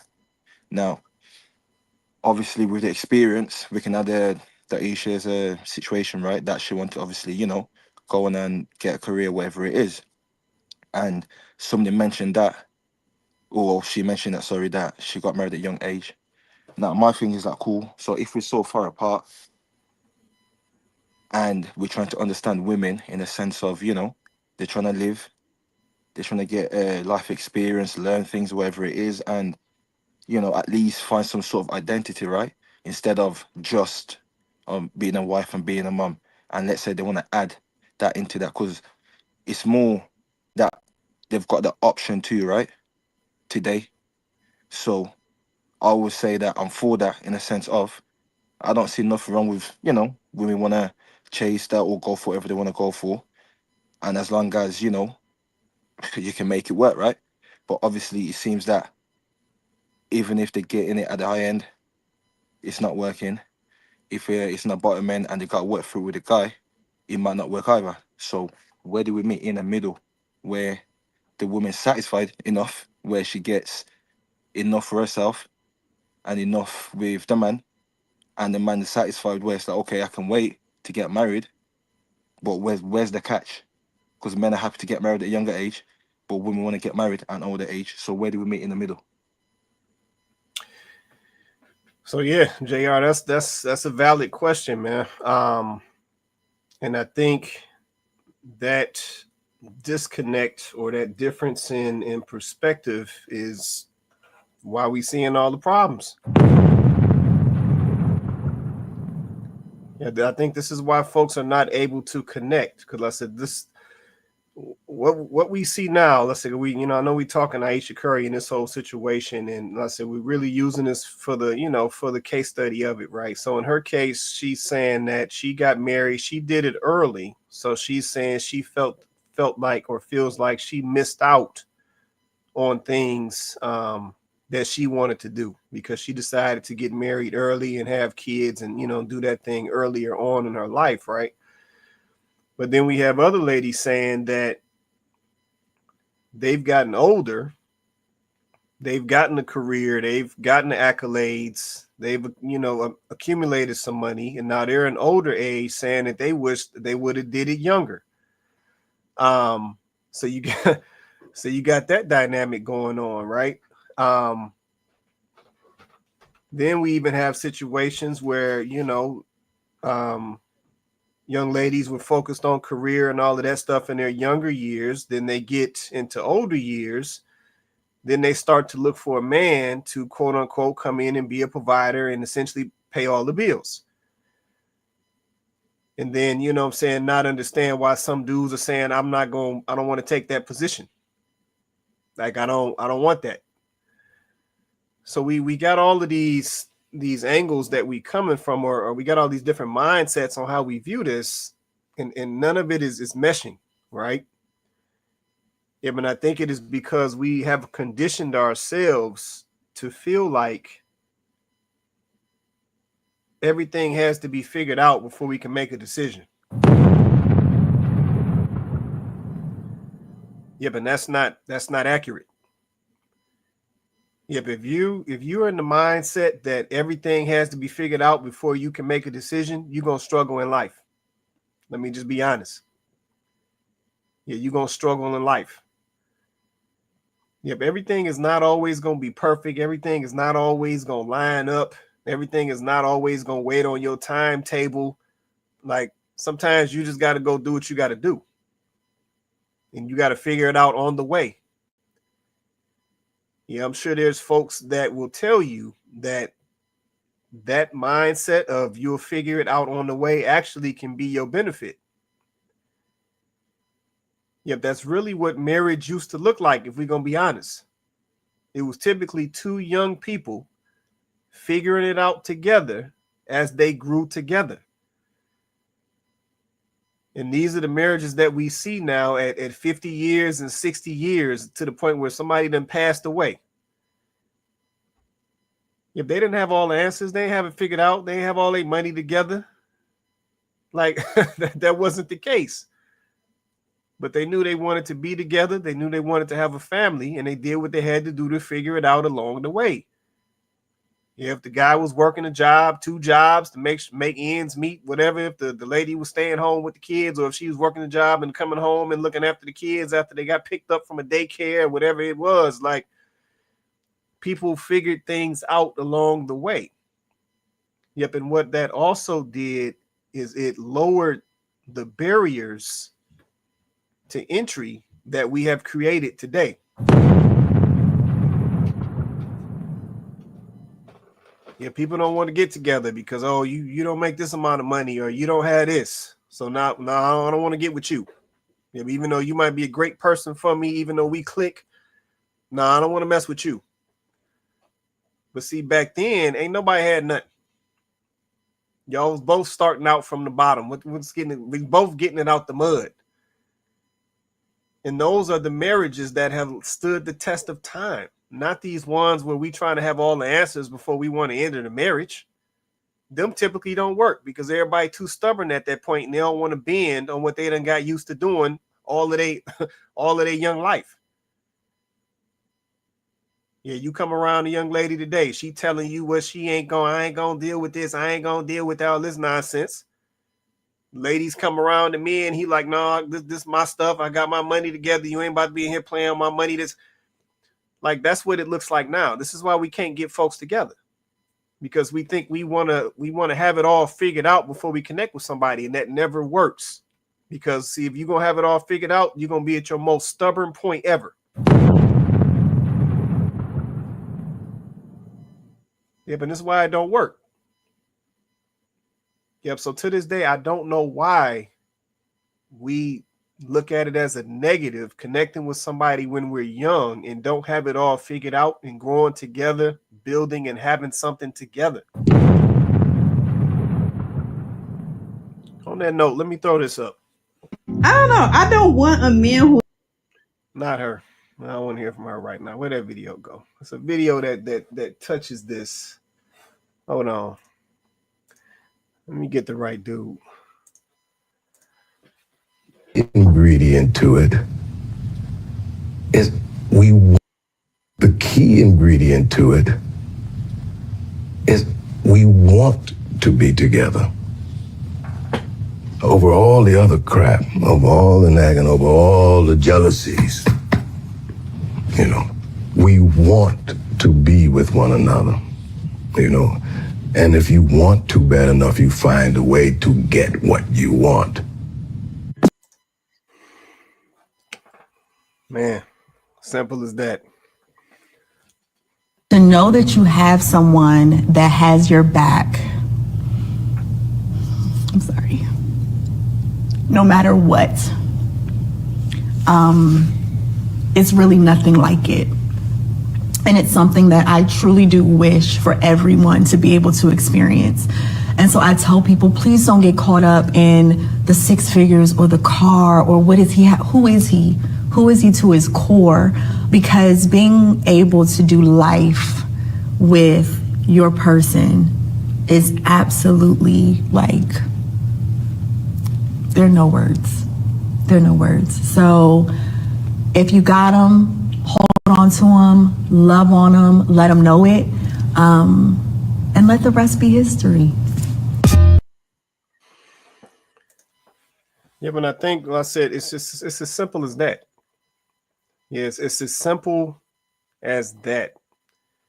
Yeah, going back to this whole Aisha, Curry situation, and it's like, man, just go love on your husband and be quiet at the crib.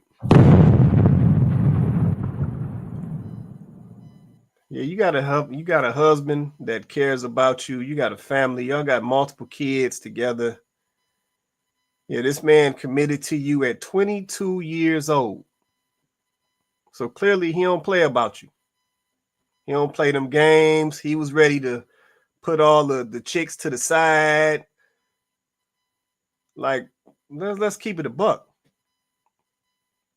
Yeah, this dude is out here playing this basketball, and trust and believe this. Let me say this. We got to still remember basketball is still a job. Yeah, he may have a passion for it, but I'm sure that there's days that he don't feel like playing. He don't feel like shooting. He don't feel like doing none of that.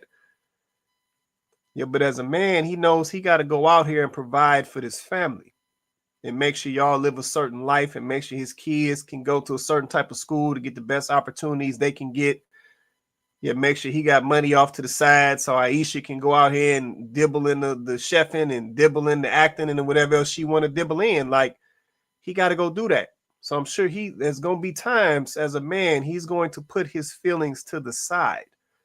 Yep, and like that video said, if it's something that you want, you're going to do what you got to do to get it and secure it. And he goes out and does that every day. Yep, so to come back, saying some of the things that get circulated out here, putting some of this stuff out here, it's just like, go be with your man and love on your husband. Yeah, go be a great mom. Yep, I'm sure you still have opportunities to do some things and explore some things. I'm sure Steph makes that available. I guarantee it. Yep, and just based on y'all name alone, the Curry name alone, opportunity is gonna be coming your way. I guarantee it. Yep, so man, go be a wife, go be a mother, take care of your family, handle your business. Yeah, put the effort in like these last two videos. Like old girl said, it's nothing like it. Yeah, it's nothing like the feeling of knowing that you got somebody who got your back. Yeah, but we rather be out here on these social media streets saying all this nonsense, putting our business out here for these people to judge and come up whatever they want to come up whatever scandals they can come up with. Like, yeah, leaving doors open so somebody can infiltrate y'all marriage and come tear y'all stuff apart and all for some clicks and some views. It's like it's not even worth it.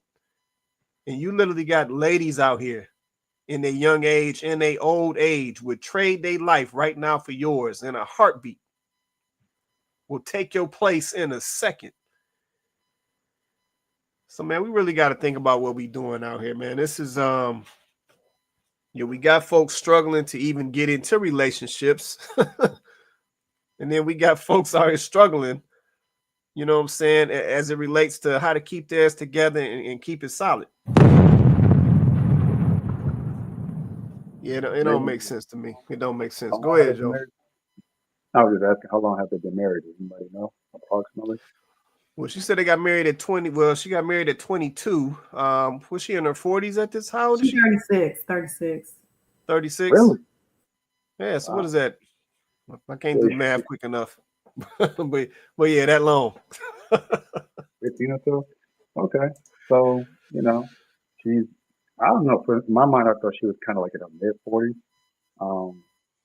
She seemed like they've been married for decades, but no, she's basically my age.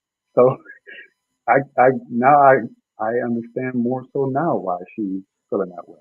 Like, I'm still able to do things I'm doing because I'm single. But she's kind of like, oh man, the things I can't do because I'm married and because I got kids. And I'm just saying, if men feel that way, and I know they do for sure, because I got homies who feel that way, they got kids, and like, oh man, Joe, you're so lucky. I'm like, grass is always green on the other side, right? You got some people who wish they was in a relationship they could share it with, and you got some people who realize, well, there are going to be sacrifices you may have to make if you decide to get in a relationship with someone where you might have to compromise on your dreams, goals, or ambition. You might have to compromise on your own identity. And I don't know. I don't know what the solution is to that. Ideally, I would say it'd be nice if there was a balance to it. I don't know if there's a balance to it. I think there's going to be someone who's going to be aggressive in pursuing their dreams, and they're going to sacrifice a family, a kid, or if they have a family and kids, they're going to neglect them as a result. Or you give all that up and say, you know what, I'm going to pour all my energy into my spouse and my children, and then you kind of deal with whatever comes with that in the future. And I think this is her future. She's like, oh man, maybe I could have been a famous star. Maybe I could have did this. Maybe I could have did it. Or maybe not. But when you said earlier, Quay, that Steph it becomes like a job. The point is that I'm sure he's been playing basketball. It's also his dream, right? It's also the fact that he gets to make a living doing something he loves to do, even though, just like any job that you're getting paid to do, you're not going to love doing it all the time. But he's as great as he is because on some level you have to love doing it. He's living out his childhood dream. And I think that in her head, it's, I have not been able to live out mine to the same degree that I saw my husband do it, right? So she's imagining what it would have been like. Oh, she probably could have been, again, this star, this great famous actress. Possibly, if she had the talent and skill, maybe not. Joe, but that she would never know No, it. like, go ahead, Joe, Cole. I got a real Cole. Like, problem with this playing on the fence. I I got a know. real big problem with the playing on the fence. You do not get all these options in the world. No. You pick your life based on your choices, and you deal with the consequences, good or bad. We all this in between. I don't know. I could do this extra. No, do not have all these options that you think you do. But not only that, but why we keep acting like, okay, maybe this will be the last time we have to say this because I feel like we keep going in like circles with this. For the last time, this woman is an actress. This woman has a resume. She did get to fulfill her dream. It just doesn't look the way she may have thought it was going to look. Okay? She has acting credits. As a matter of fact, she has them because she is Steph Curry's wife. She was not popping like that before then. So all of this, she feel like she might have missed. She thought this, that, and the third is kind of crazy, because it would be different if he came in to her very successful, like she was a child star, and he came in and kind of like, once he came in and he kind of derailed that, then I totally would get it. I would totally get it. But that's not what was happening. She was in LA trying to get some popped off. She had couple spots here and there, couple, small things here and there, but it wasn't really doing that, right? Since she's been with this man, she's hosted several shows. She's done several podcasts. She's been in a couple movies. Like, all of this stuff happens because of who she is now, not because of who she was then. So we have to stop. I think, come on, y'all, we just need a little bit of reality here. This is why this is an interesting case study, because we're looking at a woman who actually did get her dream. But because it didn't happen the way she thought in her mind that it was going to happen, there is a level of dissatisfaction. And what I'm trying to say, guys, this is what I've been trying to say all show. This is why this is an interesting case study, because this is what the minds of modern women is today. Okay? These women have careers. They've gone to school. They've gotten careers. They've gotten jobs. They're working. They're able to afford a lifestyle for themselves. And there's still a level of dissatisfaction in their lives. Okay? So we need to understand, where is this coming from? Why is it that some of these women have their careers, they're married, they have their kids, and then they decide, oh, suddenly, I don't know what's going on. I'm not happy anymore. And it's like, what is causing this? Why is this happening? This is why this is an interesting conversation. Not just because it's Aisha Curry, because this is going on inside of the mind of women today. She's not the only one. We just get to use her as an example, right? This is what's happening with women. What is happening to our women? What is this level of dissatisfaction? They're searching for something in places that they're never going to find it, because it's them. It's them. And they need to figure out what about themselves needs to be healed or fixed. Because it's not the man, it's not the job, right? It's not the dream. It's something else. I wonder, Chloe. I do wonder. You, you say she's achieved a lot of things she's achieved, or that she wanted to do the business, the acting, all that other stuff. But I wonder if the smoking gun possibly is that she didn't. She feels like because she's attached her last name, because she didn't do it on her own merit, or maybe she feels like that's the case. Like, I didn't do it in the same way that he built himself up, right?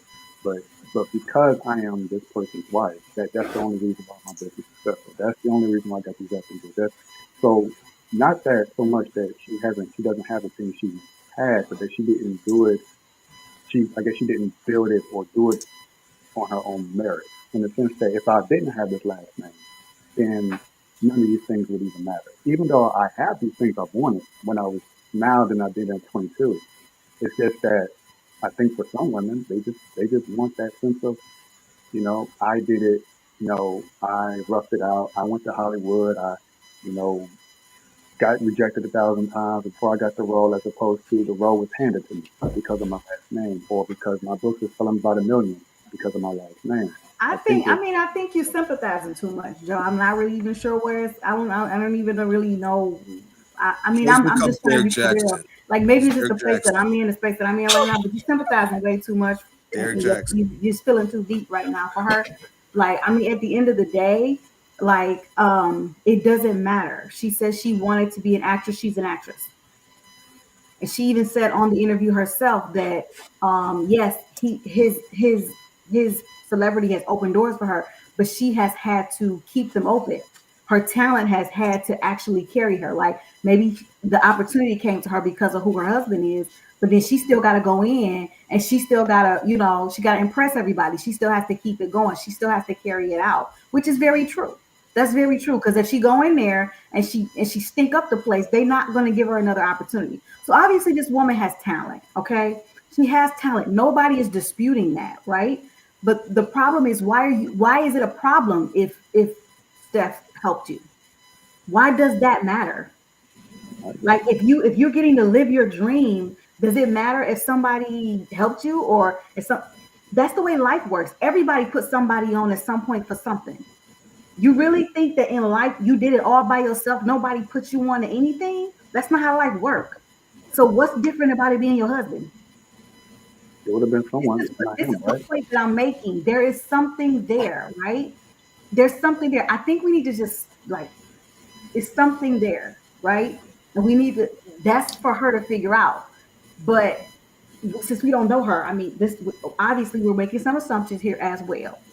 But the issue is why are we seeing this running theme amongst our women in this modern society? It's a running theme that there's some level of dissatisfaction. They're never satisfied. It doesn't matter. It doesn't matter if it's coming from husband, friend, family member, dad, mom. It doesn't matter. There's a level of dissatisfaction that just exists, right? So what do you think that is? See, like, with the Yeah, one I'm sorry. person, That's what we don't. That's what we don't know, Joe. Let me check in with Herschel. I know Herschel and Civil wanted to say something. Either one of y'all. Yeah, let me just real quick. So I want to say that what I tell a lot of my clients, I try to encourage them to focus on the here and now. And I think that's the problem with the majority of society is that we don't do that. We focus on what coulda, shoulda, woulda, that type of stuff, or what we can do or possibly could do instead of focusing on right here and right now, the circumstances we have right now, situation we're in right now, and the things that we've done to get to that place. And it's never going to be the way we look at it. Some people may say it has for their lives, but at the end of the day, they still will tell you that there was something that happened where they did a detour or it didn't work at this particular time. So it's never going to go the way you envision it exactly. And so we have this fantasy in the way the social norms in the way society is now. It does that to a lot of women, getting them to that thing where they feel like they missed out on something, or it's supposed to be planned out this way and it doesn't get planned out this way. It doesn't work, and I think that's the root of it. That's the root of it. So that's why I try to encourage like a lot of my clients to deal with this a lot. They have anxiety from it. They have PTSD, and it's because they're still stuck in the past, or they're stuck in something that's never happened or never could have even happened. We never know. But if you sit here and worry about all that stuff, you'll go crazy. You'll drive yourself crazy, and you'll create this whole thing that'll make you make harsh decisions, make you leave your husband, leave your wife, because you're looking for that thing that may never be, instead of just appreciating what you got right here and now. I'll leave it at that. That's facts. Appreciate that, Civil. What's on you? Go ahead, man. I actually want to step away a little bit from focusing on Aisha and just taking a look at the case study in itself. This is just like this major push towards never ever being able to be satisfied or be happy with just what you have. There's the constant push to go get more, even if you don't know what more is or the result of what more would give you. A lot of times when you look at society now, it's pushing us to not be set, to not be satiated, because it means that if we continue to go, we continue to have to participate in that hamster wheel. Like if you're not satisfied with your house on a block that has 3 bedrooms, you want a 5-bedroom house. Well, that means you have to put in the overtime, you have to put in the extra work, you have to take a second job, you have to consume, versus actually just finding satisfaction in what you have. And in regards to the statement you made earlier, Joe, in regards to Aisha Curry, not earning it for herself and maybe feeling a certain way about that. Well, if you're a person that's stranded out in the forest, you went to hunt, you didn't catch anything, but an eagle flew overhead and it dropped a fish on your lap, you're still going to eat the fish and your body would still get that same amount of nourishment and you would still be satisfied with it because you got the fish, which was the ultimate goal, was to actually gain the thing that was sought after. The biggest issue I have with this case study in terms of how she presented herself was the fact that she's 100% right to have each and every one of these feelings. But it's almost as if she's complaining that she had to make sacrifices in her life and that the world just doesn't revolve around her. And at a certain point, it's like, you keep that in-house. You feel that way, that's fine. You keep that in-house. Like professional athletes, people kind of, just because they see it's a game, they forget the amount of time, effort, energy that they're putting in consistently, what they're eating, how they're exercising. You're going to tell me that Steph doesn't want to spend some time with his family to watch his kids grow versus going overseas or going to another city to play a basketball game? Like, I have that for myself as well. Like, and I'm going to actually have to jump off soon because I'm going to put my little boy to sleep. And that's the sacrifice I'm making. I would love to sit online and get to talk and go back and forth with people constantly. But the reality of the situation is I made choices in my life. I have to accept the choices that I made in that life. And then I deal with the result of what those choices were. I know I'm not going to get everything because there's just not enough time in a day or enough years in your life, regardless of what it is that you want to accomplish. Ultimately, acceptance and just being satisfied, even if it's for a small moment in your life, it's just so rewarding versus constantly wanting more and more and more.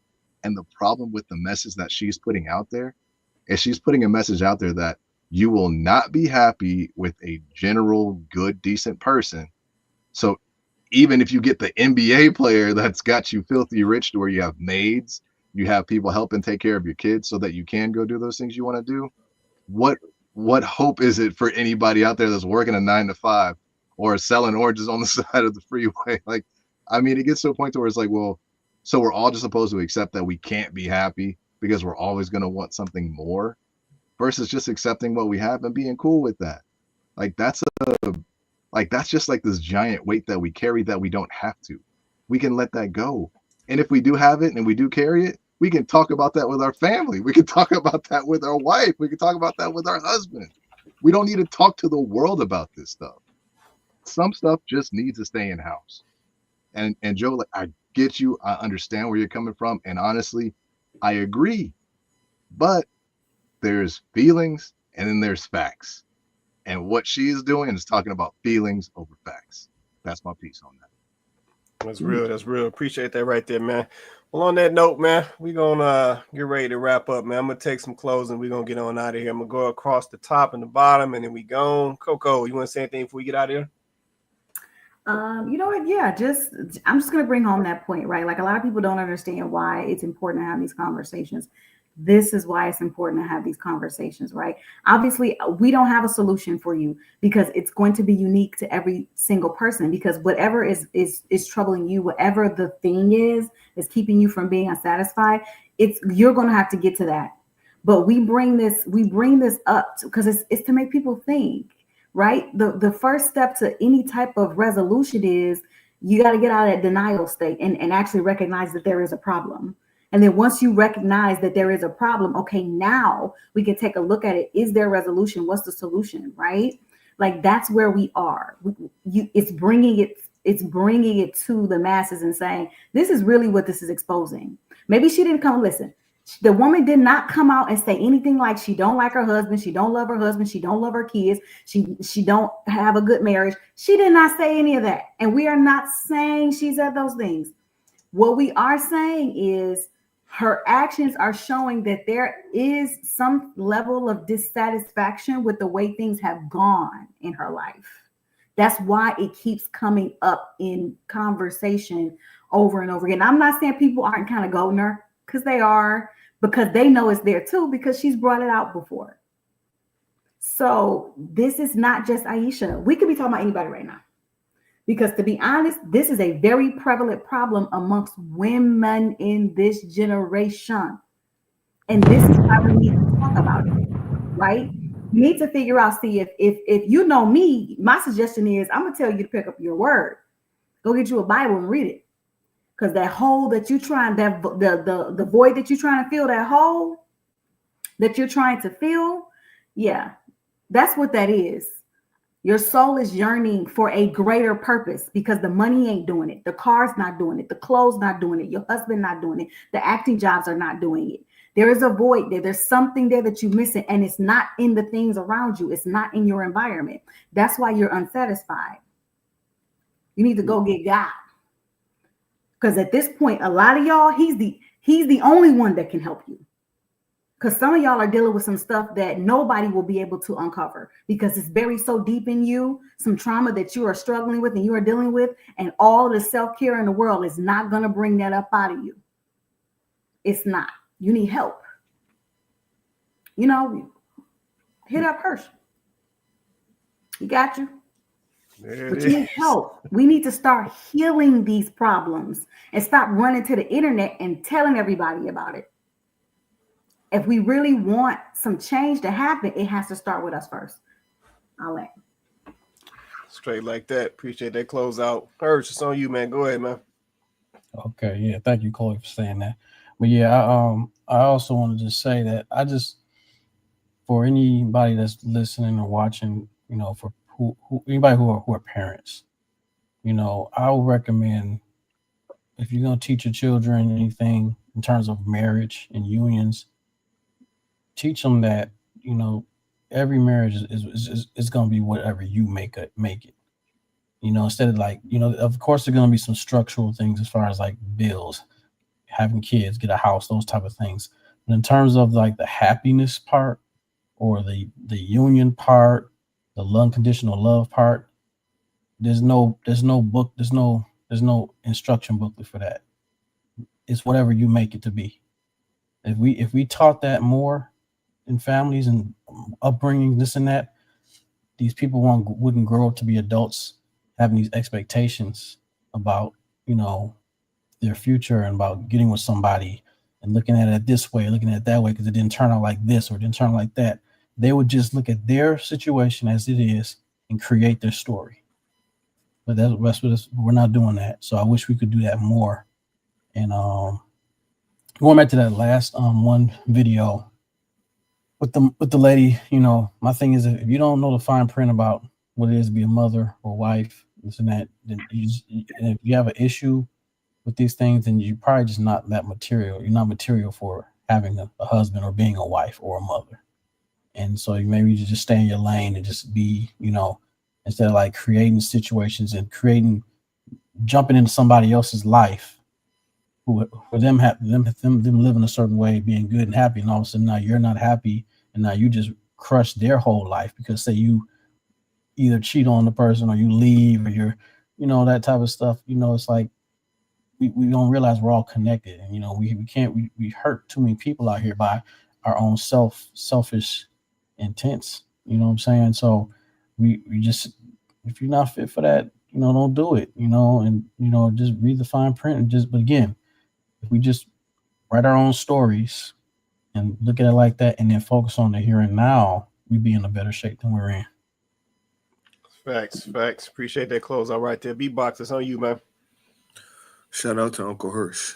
I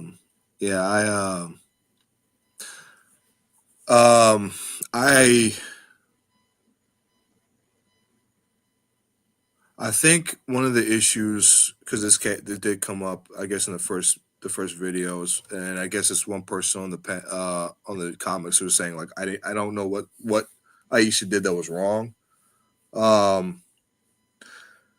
Something we don't talk about, I think, in the West is about like intimacy. I think we talk about intimacy in a sexual aspect, but we don't talk about intimacy in the other other facets. Like if I bare myself proverbially naked with someone else, I don't want everybody else to know. So, and I think sometimes women in the West kind of miss that. It was one of the things me and my wife had to deal with in the beginning of a relationship. Like, you can't tell everybody our business. I'm not doing that with you. You can't do that with me.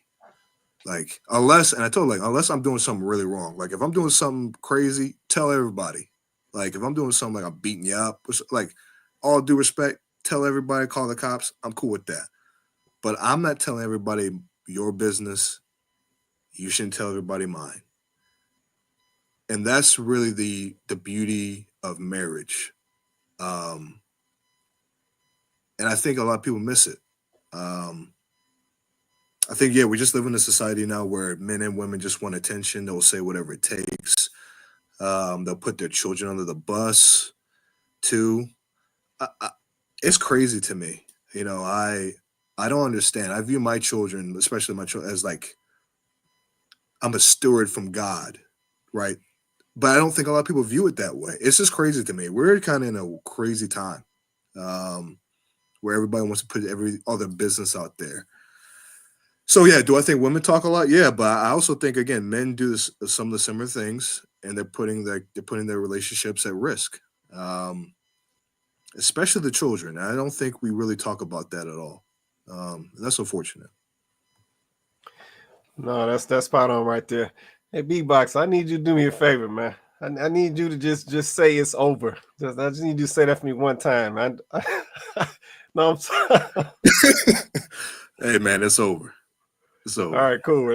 That's all I needed right there. All right, cool. All right, Sybil, it's on you, man. Go ahead, man.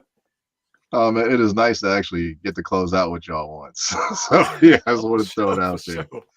Yeah. Also, Hirsch, like legitimately, man, you display just the most amount of patience and just understanding from anyone I've ever seen online. So major hats off to you, brother. Like major hats off to you. I respect your gangster, like 1000%. Appreciate that, man. In regards to, do women do too much talking? I would say yes. Do I think men do too much talking? I would also say yes. I think that there just needs to be a little bit more action taking place, and also just it's okay to keep some things to yourself. Whether it be your own personal issues, your relationship issues, it's okay to keep some things to yourself, and it's okay to walk it before you talk it. I do believe that the internet and social media would present us as being lost and like headed for absolute destruction. I would like to say that the real people that do exist, like the people on this call, and then also people that you'll meet in real life who don't participate in this kind of like this social media world, I do think that there is, promise. I would also like to throw out there again, thank you all for having this conversation. It's good. It's amazing. It needs to take place. And I just hope everybody has a wonderful evening. And Joe, I noticed I've disagreed with you like multiple times in multiple episodes, but I respect your opinion wholeheartedly. And I appreciate the fact that you're actually brave enough and willing to come up and engage in something that you believe. So just thanking everybody out there. No, we appreciate it, man. Like I said, we also appreciate you, joining us on the panel, man, adding to the conversation, bringing your perspective, man. So now, once again, man, we always have a great panel, on the show, man. Like I said, and everybody comes in and brings some good points, man, and brings, good contributions to the conversation, man. So shout out to everybody on the panel, man, based on that. But yeah, no, we appreciate you, Sybil, man. Like I know you probably got to go handle your biz, but you can, do your thing when you get ready, man. Let me keep going. Cole, it's on you. Cole, you still there? Yeah, I'm still here. You want to say anything before we get out of here? To the topic, do women do too much talking? Yes. But I think some of it at this point, some of it's valid. The audience matters, right? Like if you're in a marriage, you need to resolve those aspects with your partner behind closed doors. I mean, in a very traditional sense, that's what I would agree with. So everybody needs to mind your business, especially in the way of how social media is structured. Right. We need to go back to being conservative and respecting the privacy. I agree. Good point. I agree. Yeah, no, social media has definitely opened up a door. And I do agree that there are some situations where folks are using social media incorrectly. Yeah, we do a lot of things on social media. I said, some of the things that I see, I'm going to be honest, I'm like, I can't believe I just saw that. Like some of the stuff that I see and hear on social media is wild to me. Some of the stuff that people are willing to do and say on social media is wild to me. Like this stuff can't come back to haunt you later. Like it's just It's a lot going on out here. Let me slide over to Joe. Joe, you want to say anything before we get out of here, man? Yeah. I would actually agree with Chloe. She said maybe that I'm showing a little too much sympathy for her. That there is no excuse for her behavior or words. You're probably right about that. I would also say that she it seems like she just wants to be heard and seen. And I think that every human being has that innate desire to be heard and seen. And while the rest of the world would tell her to be quiet, keep it behind closed doors, although I would agree. Um, I don't know. We don't know if her husband is that listening ear for her to express all the things that she's expressing publicly that should be kept behind the scenes. Does she even feel like it's safe to say some things like this directly to her husband? Does she feel like she's being validated for it? We don't know. Whatever the case may be, she feels like it's necessary to express how she's thinking and feeling publicly about not wanting to have kids, how she didn't have the career she wanted to have, and all this other stuff. I think all those things are valid because I think deep down a lot of people feel that way about certain things, maybe certain regrets we have in life, certain accomplishments. I could have did this, I could have went this path, whatever. I think just by and large, Americans we we have a lot of time on our hands, whereas countries like in India, Africa, they don't have time to think about this stuff. They're still walking. A lot of these people are still walking to get water. They're still, out there in the farm, getting on farmland, getting their own food, tilling their own garden. So I think we just have such a luxury that we have too much time. And so now we're looking for things called a purpose, which I think is really a Western thing because we have so much wealth, we have so much opportunity. They have everything they want. Again, we look at her situation, you got everything you want. So that's actually the problem, is that she has everything that she wants. And then we all imagine, well, what would we do if we had everything we wanted? We would be on cloud nine. We probably have the same existential crisis thoughts and feelings about things in our life too. Oh, yeah, I got the cars and the money and the security and the maid, but what about this one thing I didn't get to do? It's like we'll find something that we were like, oh, but that one little thing. Oh yeah, I didn't get to do that. Or what if I just like, but you can't do that now. So that's just, I think, inherently Americans, we're just a selfish culture, right? It's all from the moment you grow up, you're told to grow up to do more and be more and have more. Even in our movies, Scarface, first you get the money, then you get the power, then you get the women, right? And then you have women preaching the same message. So we're all conditioned in some way to be dissatisfied with our lot in life, to be more and do more than the next person, right? To be better than the Joneses. And then when we get that and we become the Joneses, and it's like, oh, that's not what it is. So then what is it? Chloe alluded to it, it's possibly, it can only be God, possibly. I know some people who have found God and still are not satisfied. Oh, you're a Christian, but you still you still acting very selfish and entitled. And because what do people go when they go to church? What do they do when they go to church? They're preaching and wanting something more. What is that thing they usually want more of? They want money. It's usually like 80% of the things they want from God is money, or they want some sort of blessing or career. It's money related. It's materialistic related. So even people who are in church seeking out God, are they really seeking God, or are they seeking more of the things that Aisha Curry has that she herself says is not enough? And then you get the thing that she has, and it's still not enough. So I know I asked that question before, and then what is enough? The answer can only, in my opinion, I agree it can be God, but we have a distorted perspective and view of what God is. Because when we think of God, we think of a genie. We think of someone that you just rub the lamp and something comes out and poof, you got magic. Magic, you just grant your every wish, your every command. But then what happens when you get granted your every command and your every wish? You become like Aisha Curry, or a lot of these women who have everything seemingly that most people would want in life from the outside looking in. There's something internally, that void that Chloe said that has not been filled and can only be filled by something, some purpose that only God can give us. That I think is a uniquely American issue that we have to deal with. And I don't think it's just her. I think it's a lot of it. You know, we achieve these things. It's just not enough. And we think God is, well, I go to church now, I'll be a praying man. That's still not enough. There's something wrong with us. So that's just my Yeah. opinion. There's something Yeah. psychologically off about us that we need to deal with spiritually. Yep.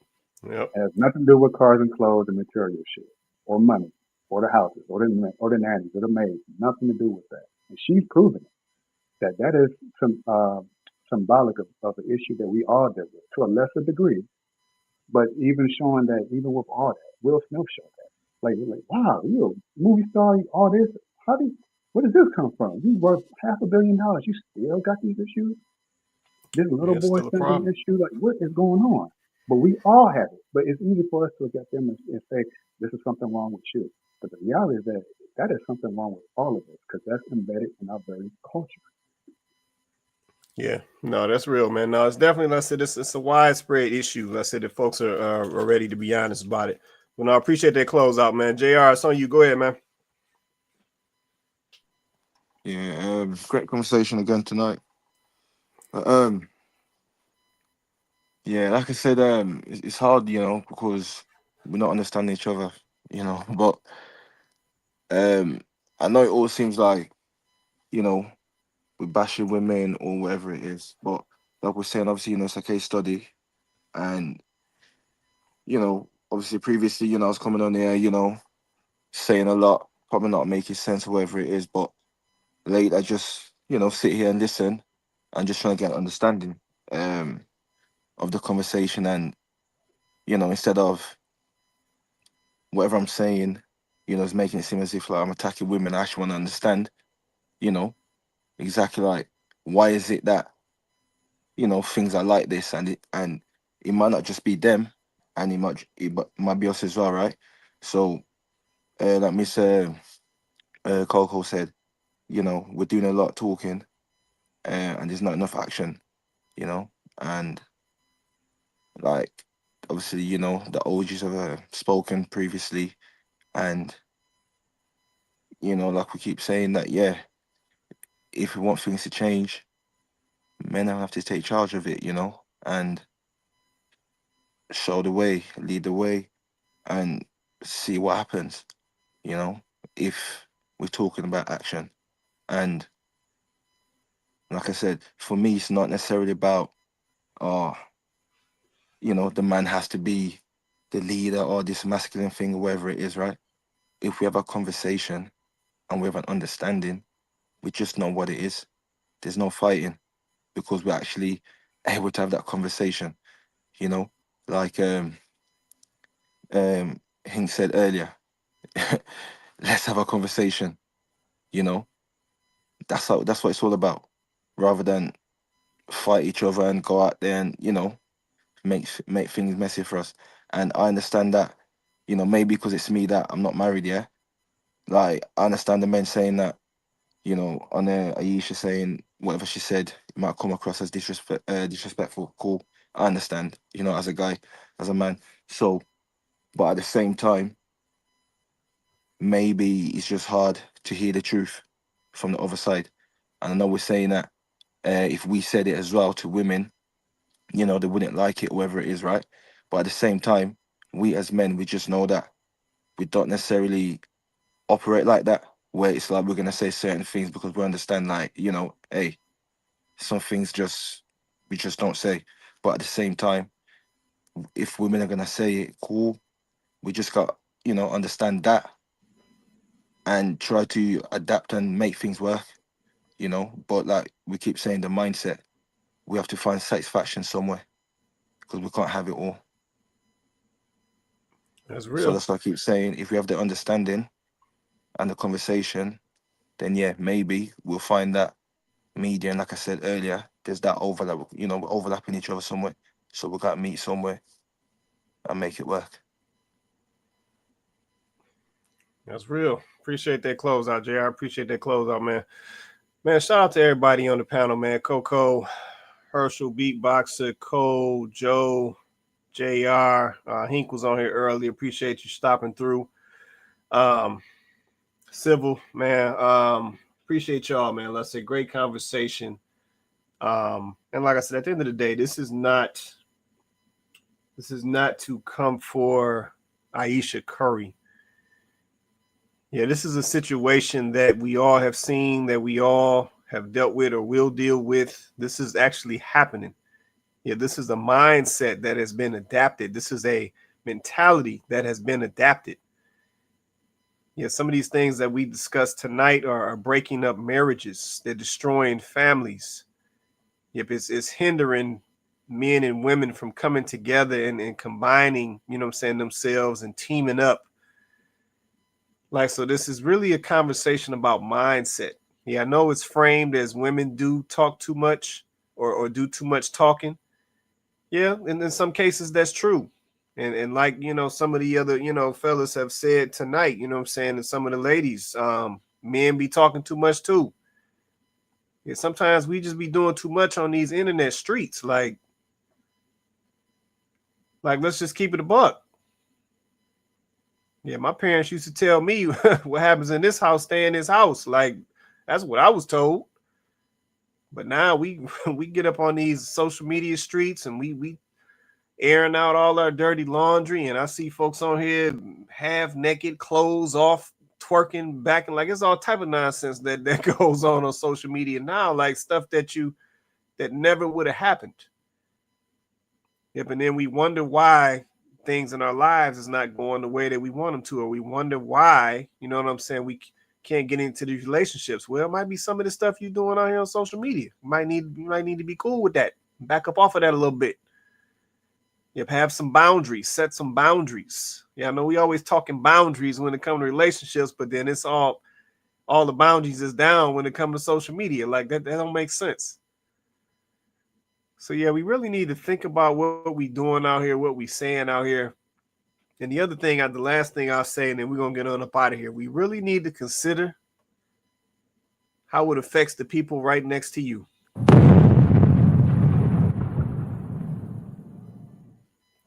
Yeah, I don't even think we think about that anymore. Yeah, Aisha's married. She has a husband and children. Yep, consider how you moving and what you're saying publicly, how it could affect your husband and your kids. Yeah, but the same thing goes for men. Consider how you moving and what you out here saying publicly and how it could affect your wife and your kids.